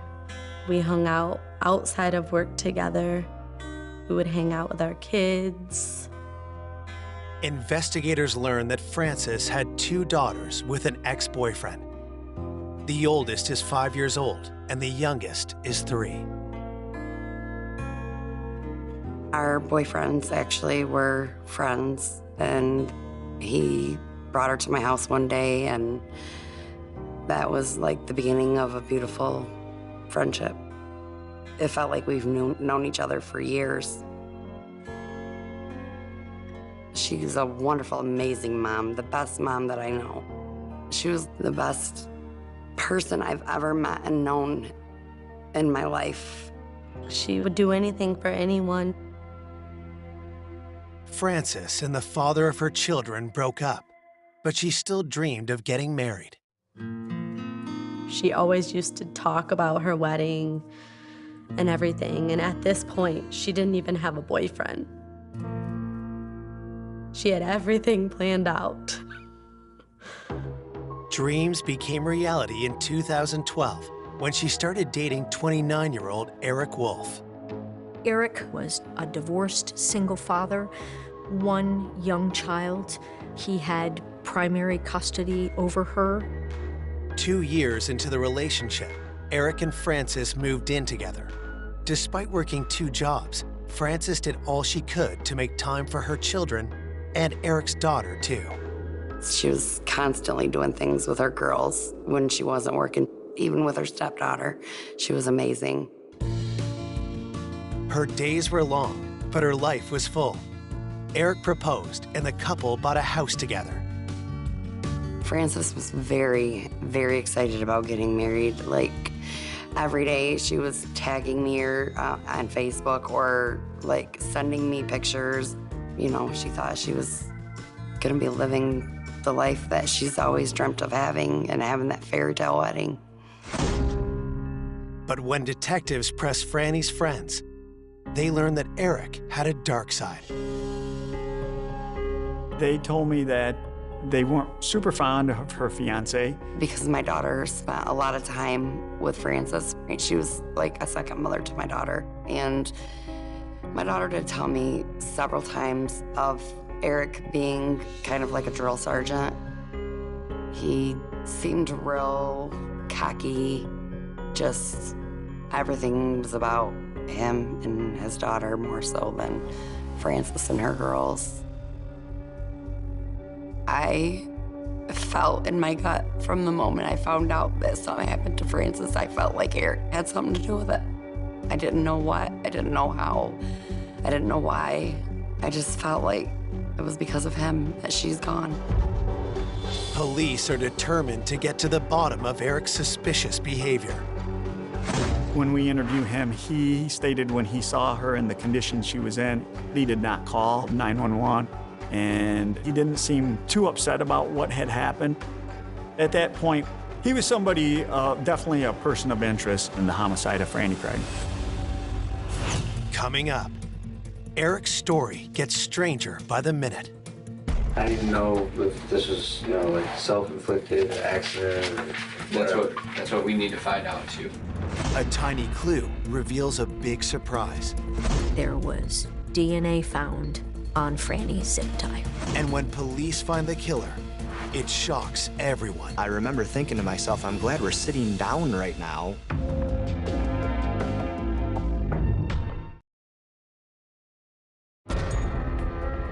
After calling 911 following the brutal murder of his fiancée, Frances Craig, Eric Wolf is questioned by police about how he discovered his fiancée's body. I came home this morning because I work 6 p.m. to 6 a.m. I went upstairs, I checked both the girls' room before going in our bedroom. Okay, so you came around to the foot of the bed and kind of looked to see where she was at. That's exactly what I did. Okay. Did you see anything on the mattress when you first came in? I saw, I guess I might have saw that streak, but it didn't jump out like blood or anything. Okay, so you saw something that just didn't jump out to you. Yeah, So this is bad.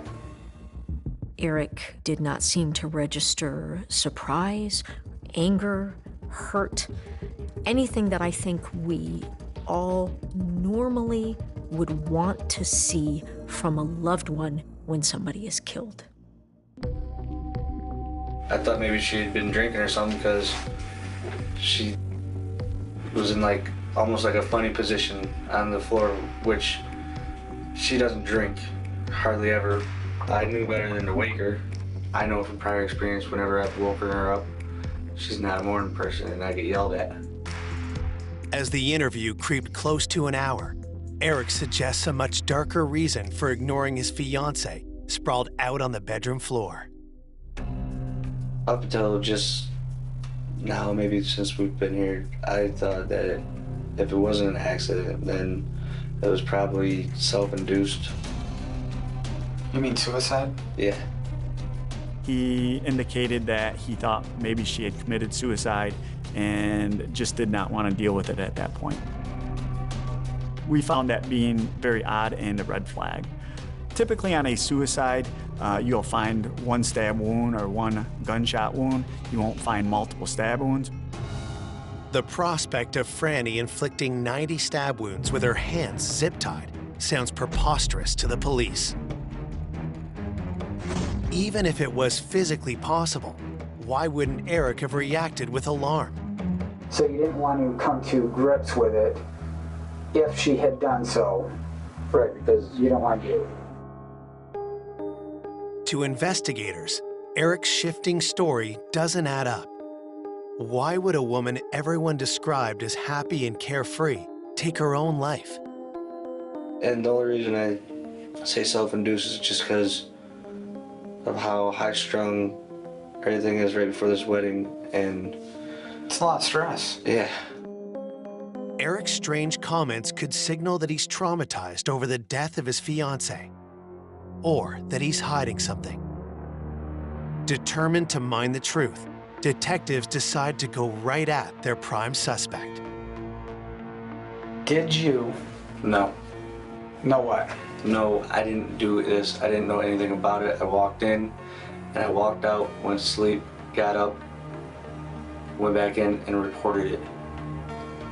But that brings me back to the questions we just asked. You made it at least halfway into that bedroom. I did make it, and I admit that, and I'll admit that in front of whoever needs to hear it. But I want to make that perfectly clear that my stance on this is exactly what I said. I went in for whatever reason it was. I didn't react. Without forensic evidence to hold him, Eric is free to go. But investigators vow to keep their eye on him. And the deeper they look, the more circumstantial evidence starts to build up. We did do a pretty thorough background, as we always do. And one thing we found out is that Eric did have a little bit of assaultive past with prior girlfriends and an ex-wife. It seems like he has some violent tendencies. One of the strangest facts in this case is that Eric Wolf has a father who is serving a life sentence in prison for his own first-degree murder conviction. He was convicted on a cold case homicide investigation in the 90s and was serving life in prison for murder. So that certainly put up a red flag to us. Was it possible that violent tendencies run in the family? Even if they did, what possible reason would Eric have to want his fiancée dead? The homicide occurred in August, and I believe their wedding was planned in September. We talked with her parents and her friends. They told me that Franny had had second thoughts, and they were trying to convince her that if she was not prepared to get married, that maybe she should wait. And they also said Eric had had second thoughts. Eric may have got cold feet, didn't want to get married, didn't know how to end the relationship. While police work diligently to prove Eric's guilt, Francis's friends wait and wonder. We didn't know what was going on. Nobody knew what was going on and what happened with Francis and how she was murdered. We just knew she was dead. Behind the scenes, police work tirelessly. They obtain a search warrant to collect Francis's and Eric's electronics, but quickly realize that Francis's cell phone is missing. We do find the cell phone near Franny's house. It had been thrown up against a tree and damaged. Again, we're thinking that the cell phone has some pretty valuable information. The cellular phone data quite often can be some of the most compelling evidence. We were able to get the phone records, and nothing really stuck out as being her, Franny communicating with anybody that would give us suspicion. With no unusual cell phone activity or signs of forced entry on the day of the murder, police stay focused on Eric. Eric Wolf at the time was at work, and investigators went and checked out, what they could to verify his alibi. Police checked the company's security cameras. They do have one entrance. They do have a time card check-in, check-out system. We're able to verify he was at work, or allegedly at work, when the incident occurred. The problem with the system is there's some other exits that they're not supposed to use, but some of them have cameras, but other ones do not. Was he able to leave his place of employment and get home to commit a murder and have all of that be undetected? Eric was the only person we could figure who would have any reason to want Franny dead.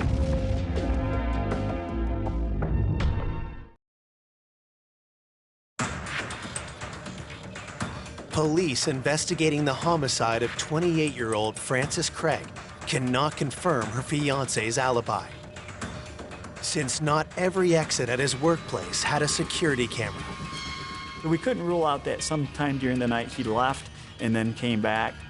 Eric's shaky alibi and suspicious behavior at the crime scene doesn't give police enough to arrest him, but it does leave them with a drastic course of action. If you are operating in a murder investigation thinking that man killed his fiancée in the home where the children were, you are thinking, we want to keep the children safe. We kept Eric's daughter from him while we tried to figure out what happened to Franny. Both Eric's and Franny's daughters are removed from Eric's home and put in the custody of family members. With pressure mounting, detectives need to move fast to prove their theory or find a more plausible one. At that point, we tried to determine any communication Franny may have been having with someone other than her fiancé. Franny had an ex-boyfriend. He no longer lived in the area, but he had returned to the area recently and had some level of connection or interaction with Franny. The police press Franny's ex. Could he have committed this heinous crime? That young man was a nice young man, came from a very, very nice family. And he did have an alibi where he was at the time of the incident. We were able to verify that alibi, so we were able to eliminate him.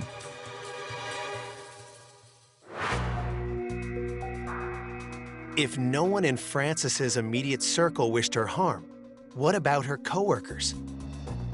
Detectives learned that while Frances worked at a retail store, she was involved in a frightening incident.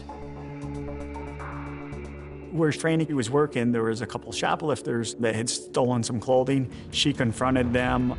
The confrontation turned to violence when the mother of the two young shoplifters jumped in, attacking Frances. The assault left Frances with a severe eye injury, as well as emotional scars. The incident at work left Frances really scared, nervous, cautious. The mother of the shoplifters was actually criminally charged for a crime for the assault, some type of unarmed robbery. She was convicted. So there was some concern that maybe this was a retaliation for that situation. We did surprise them with a visit. They did have alibis on where they would have been at that time that the incident occurred. Investigators are able to verify those alibis, eliminating the women as suspects. Frustrated detectives are still hoping that DNA from the crime scene will help them find the killer. But while they wait for results from the crime lab, the people of Jackson attend Franny's funeral, their emotions raw from the news of her violent death. Her mail carrier showed up to her funeral because she left such an impact on that person. That's how loved and how missed Frances Craig is. This was definitely a shock to the community because we don't have that many homicides. I was scared. I just didn't know what to expect. I was afraid to leave the house. I was afraid to do anything because we still had no answers as to what happened. The overwhelming feeling was the pressure we were under to get this right. Determined to find justice for Franny, investigators continue to drill down on Frances's fiancé. Hoping for an inside look at Eric Wolf, they bring in one of the couple's former roommates. Ryan Marshall was friends with Eric Wolf. So Eric and Franny welcomed Ryan into their home to stay with them. His house had caught on fire. and she was trying to help a friend out. He lived with them until April of 2014. The homicide happened August of 2014, so he had a pretty good knowledge of the two of them. He said everything was good, and he actually vouched for Eric, saying Eric was a really good guy and a friend for a long time, and doesn't feel that Eric would ever do anything to harm Franny. Speaking with Ryan doesn't give police new reasons to suspect Eric, but it doesn't clear him either. 3 months in, we've pretty much eliminated everybody of interest, anyone close to Franny other than Eric. But we don't have enough evidence to present to the prosecutor. But then, a new piece of information arrives that brings a new suspect into the spotlight. There was DNA found on Franny's zip tie.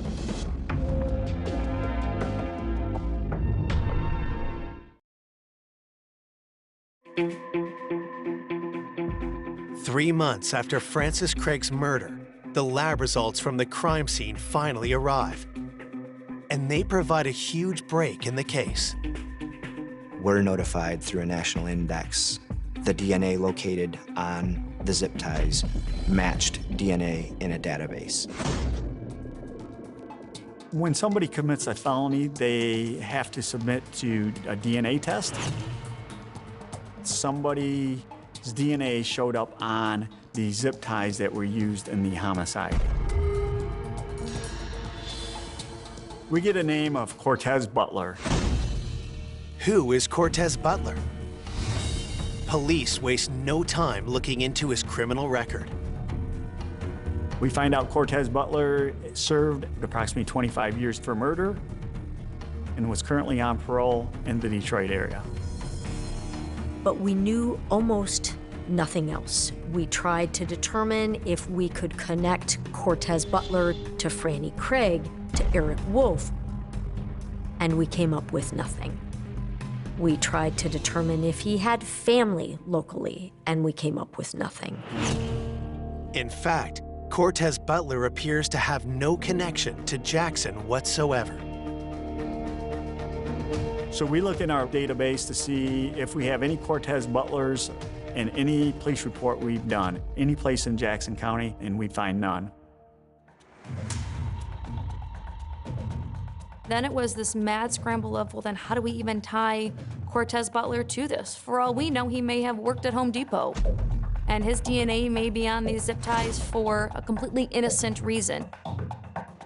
The investigators connected with Cortez's parole officer. They got Cortez's phone number. A search warrant was prepared and signed for Cortez Butler's phone records. We learned that Cortez Butler's phone was in Jackson on the early morning hours of August 10th, the actual time of the murder. The rest of those phone records almost exclusively placed it in and around the greater Detroit area, never in Jackson.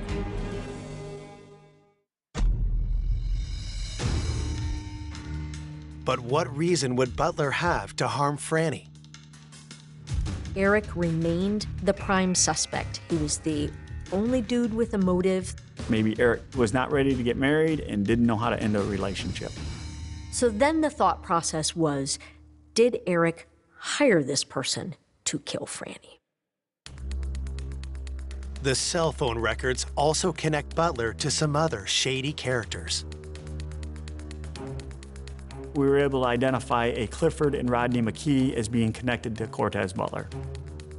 Clifford McKee lived in the Detroit area. Clifford McKee was in prison for approximately 20 years for murder. We found out that Rodney McKee, he was a big heroin dealer in Jackson. We found out that he had committed an arson. The arson that Rodney McKee perpetrated was against Donna and Ryan Marshall. The police are stunned. Ryan Marshall is Eric Wolf's friend. the one who had been welcomed into Franny and Eric's home after his house burned down. But what kind of a connection could Ryan possibly have to a drug dealer like Rodney McKee? Ryan Marshall's mother had been a heroin dealer for Rodney McKee. But after months of dealing for Rodney, Ryan's mother decided she wanted out. Donna Marshall refused to sell heroin for Rodney McKee. Rodney didn't like to be told no. Ryan's mother, Donna, held her ground, but Rodney retaliated. Rodney McKee attempted to burn down a house with Ryan Marshall and his mother in it. Ryan witnessed it all. He then contacted police. What was the connection between Eric Wolf, Cortez Butler, the Marshalls, and a drug dealer from Detroit? Detectives knew there was only one person who could answer the question, and soon they'd have a chance to ask him face to face. Cortez Butler was arrested for yet another murder. Not Franny's murder, but another murder in the greater Detroit area.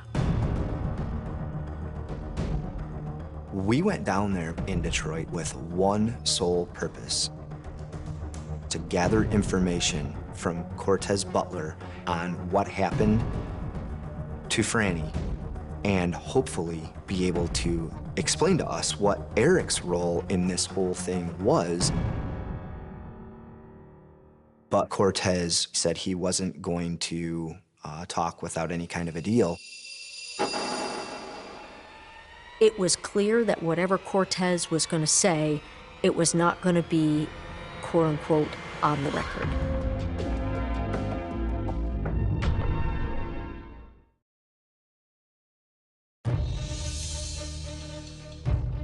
Investigators have DNA evidence and phone records that link convicted killer Cortez Butler to Francis Craig's murder. They arranged to talk to him while he's detained for an unrelated homicide. But he immediately tries to shut them down. Cortez said he wasn't going to talk without any kind of a deal. I said, no one is giving you any kind of a deal without anyone knowing what you have to say. Detectives press Butler hard until he finally agrees to talk. But only on one condition. Cortez very pointedly and specifically asked repeatedly to not have the interview recorded. If detectives agree not to record the interview, there's a chance Butler's testimony won't stand up in court. Still, with no other leads in the case, they decide to roll the dice. We were there interviewing Cortez in the first place because we need to find out Eric Wolf's involvement in this. And it was dire that we did so as the children were about to go back with Eric Wolf. The whole idea for that was to keep these kids safe. So the detectives tried to read him his rights. He didn't even want to be bothered with the rights. I know my rights. I think it was, bro, I know my rights, bro. Butler wastes no time getting right to the point.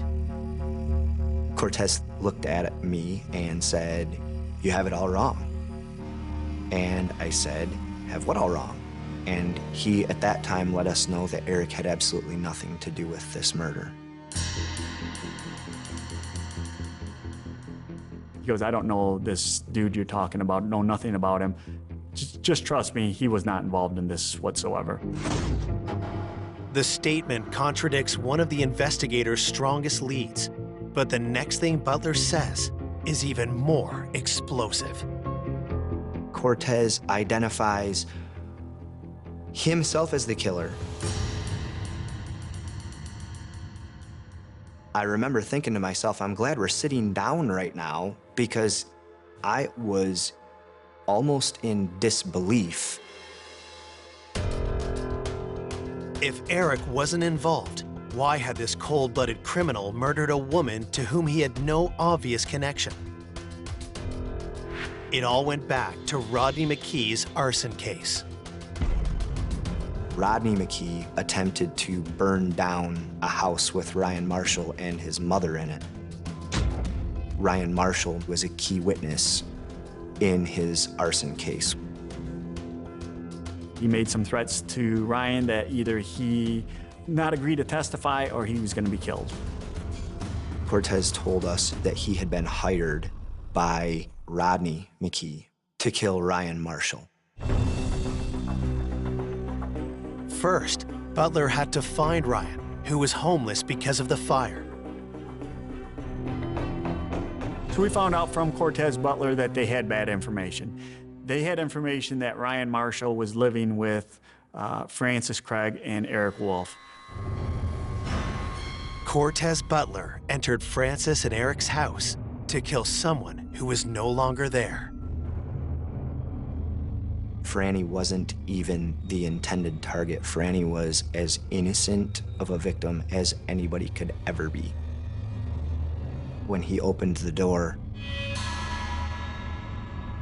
he had made the decision that he was killing somebody while he was there. He doesn't have to force entry. He gets into the house. He noticed the bedrooms have some kids in it. He walks past them, and he goes to Franny Craig's room.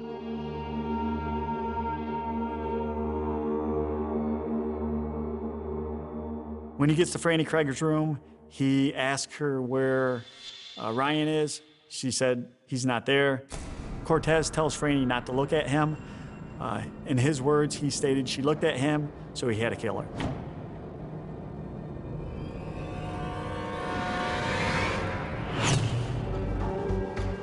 The horrific details that Cortez reveals next leave detectives with no doubt about the guilt of the man sitting across from them. He decided to bind her, trying to get information from her, but she would not cooperate.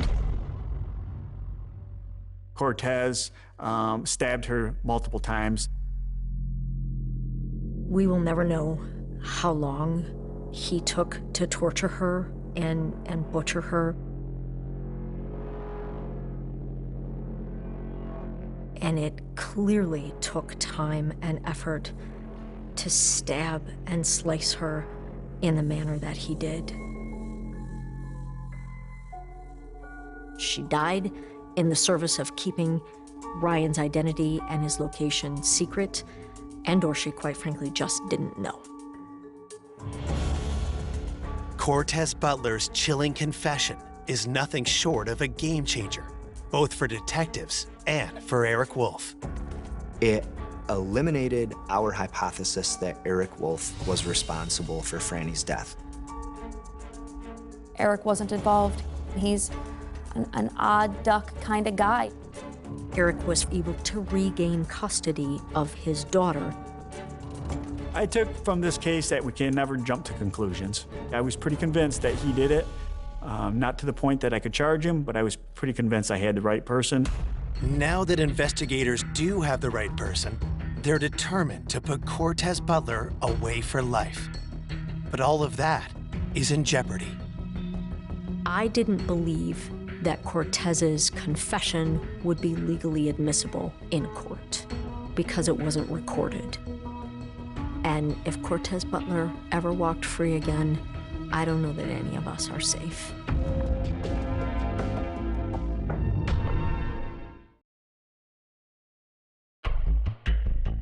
After months of dead ends, investigators finally have a confession from Francis Craig's killer. But prosecutors are concerned that his testimony may not hold up in court. I was concerned that it would be legally inadmissible because it wasn't recorded. He was basically told, we're not planning to use this in court against you. I was concerned that he had not been properly advised of his Miranda rights. But we still had his DNA on the zip ties and the cell phone records. So I kept thinking, and I finally got myself legally to a point where I was convinced that we need to give this a shot. In October of 2015, 𝐤𝐤𝐥 Butler is charged with Frances's murder. When the trial begins 6 months later, Butler appears relaxed, almost giddy. Cortez really seemed to thrive in that trial atmosphere. He would seek out cameras and smile at them, give them this big, full teeth smile. He wanted to fight just because he could. He wanted to run the show just because he could. But that's just a warm-up for the verbal assault he launches into when he takes the stand. Cortez Butler was a monster at that trial. He bragged on how many bodies he had. It was unbearable. Butler gleefully describes his murderous past in gory detail. But when asked about killing Frances, he fiercely denies it. He clearly was so excited to say why he didn't commit this murder, because he pleads to all of his murders, and he clearly didn't commit this one because he didn't plead to it. Butler also denies ever confessing to police. But in a victory for prosecutors, the judge allows detectives to testify about Butler's confession. We're able to get past that piece because he wasn't in custody for our case. He wasn't actually entitled to his Miranda warnings. Eyewitness accounts play a major role in trying to move the jury, beginning with Eric's daughter, who found Franny dead. Alexis was our first witness up there, and I don't know that I will ever forget the audible gasps and sobs and emotion pouring from the jury just from that first witness. The physical evidence is laid out.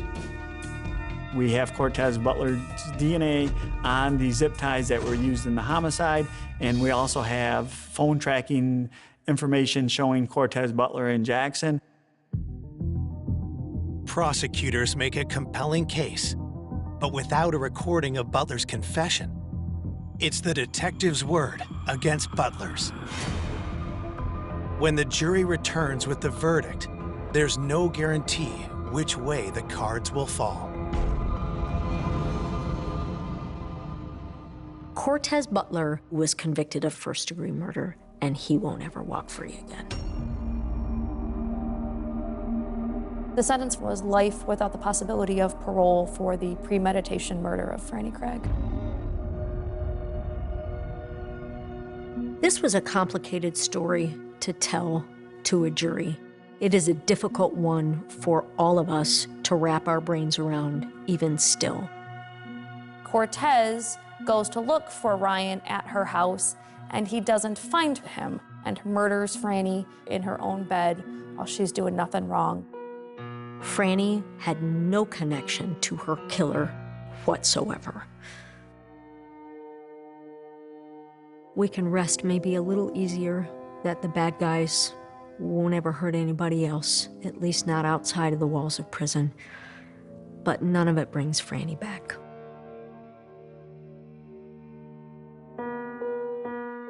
Today, Frances's two daughters live with their father. Those closest to Frances do everything they can to hold on to her memory.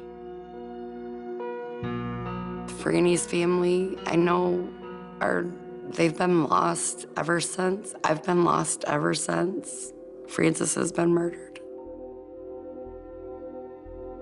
I want people to remember how happy of a person she was, how generous, how nice and kind she was. I miss Frances so much, and there's not a day that goes by that I do not think about her. I know that she's watching over everybody and making sure that everybody's good, because that's the type of person she was. I wish I had known her. and I hope I honored her in my handling of this case. For more information on an unexpected killer, go to oxygen.com.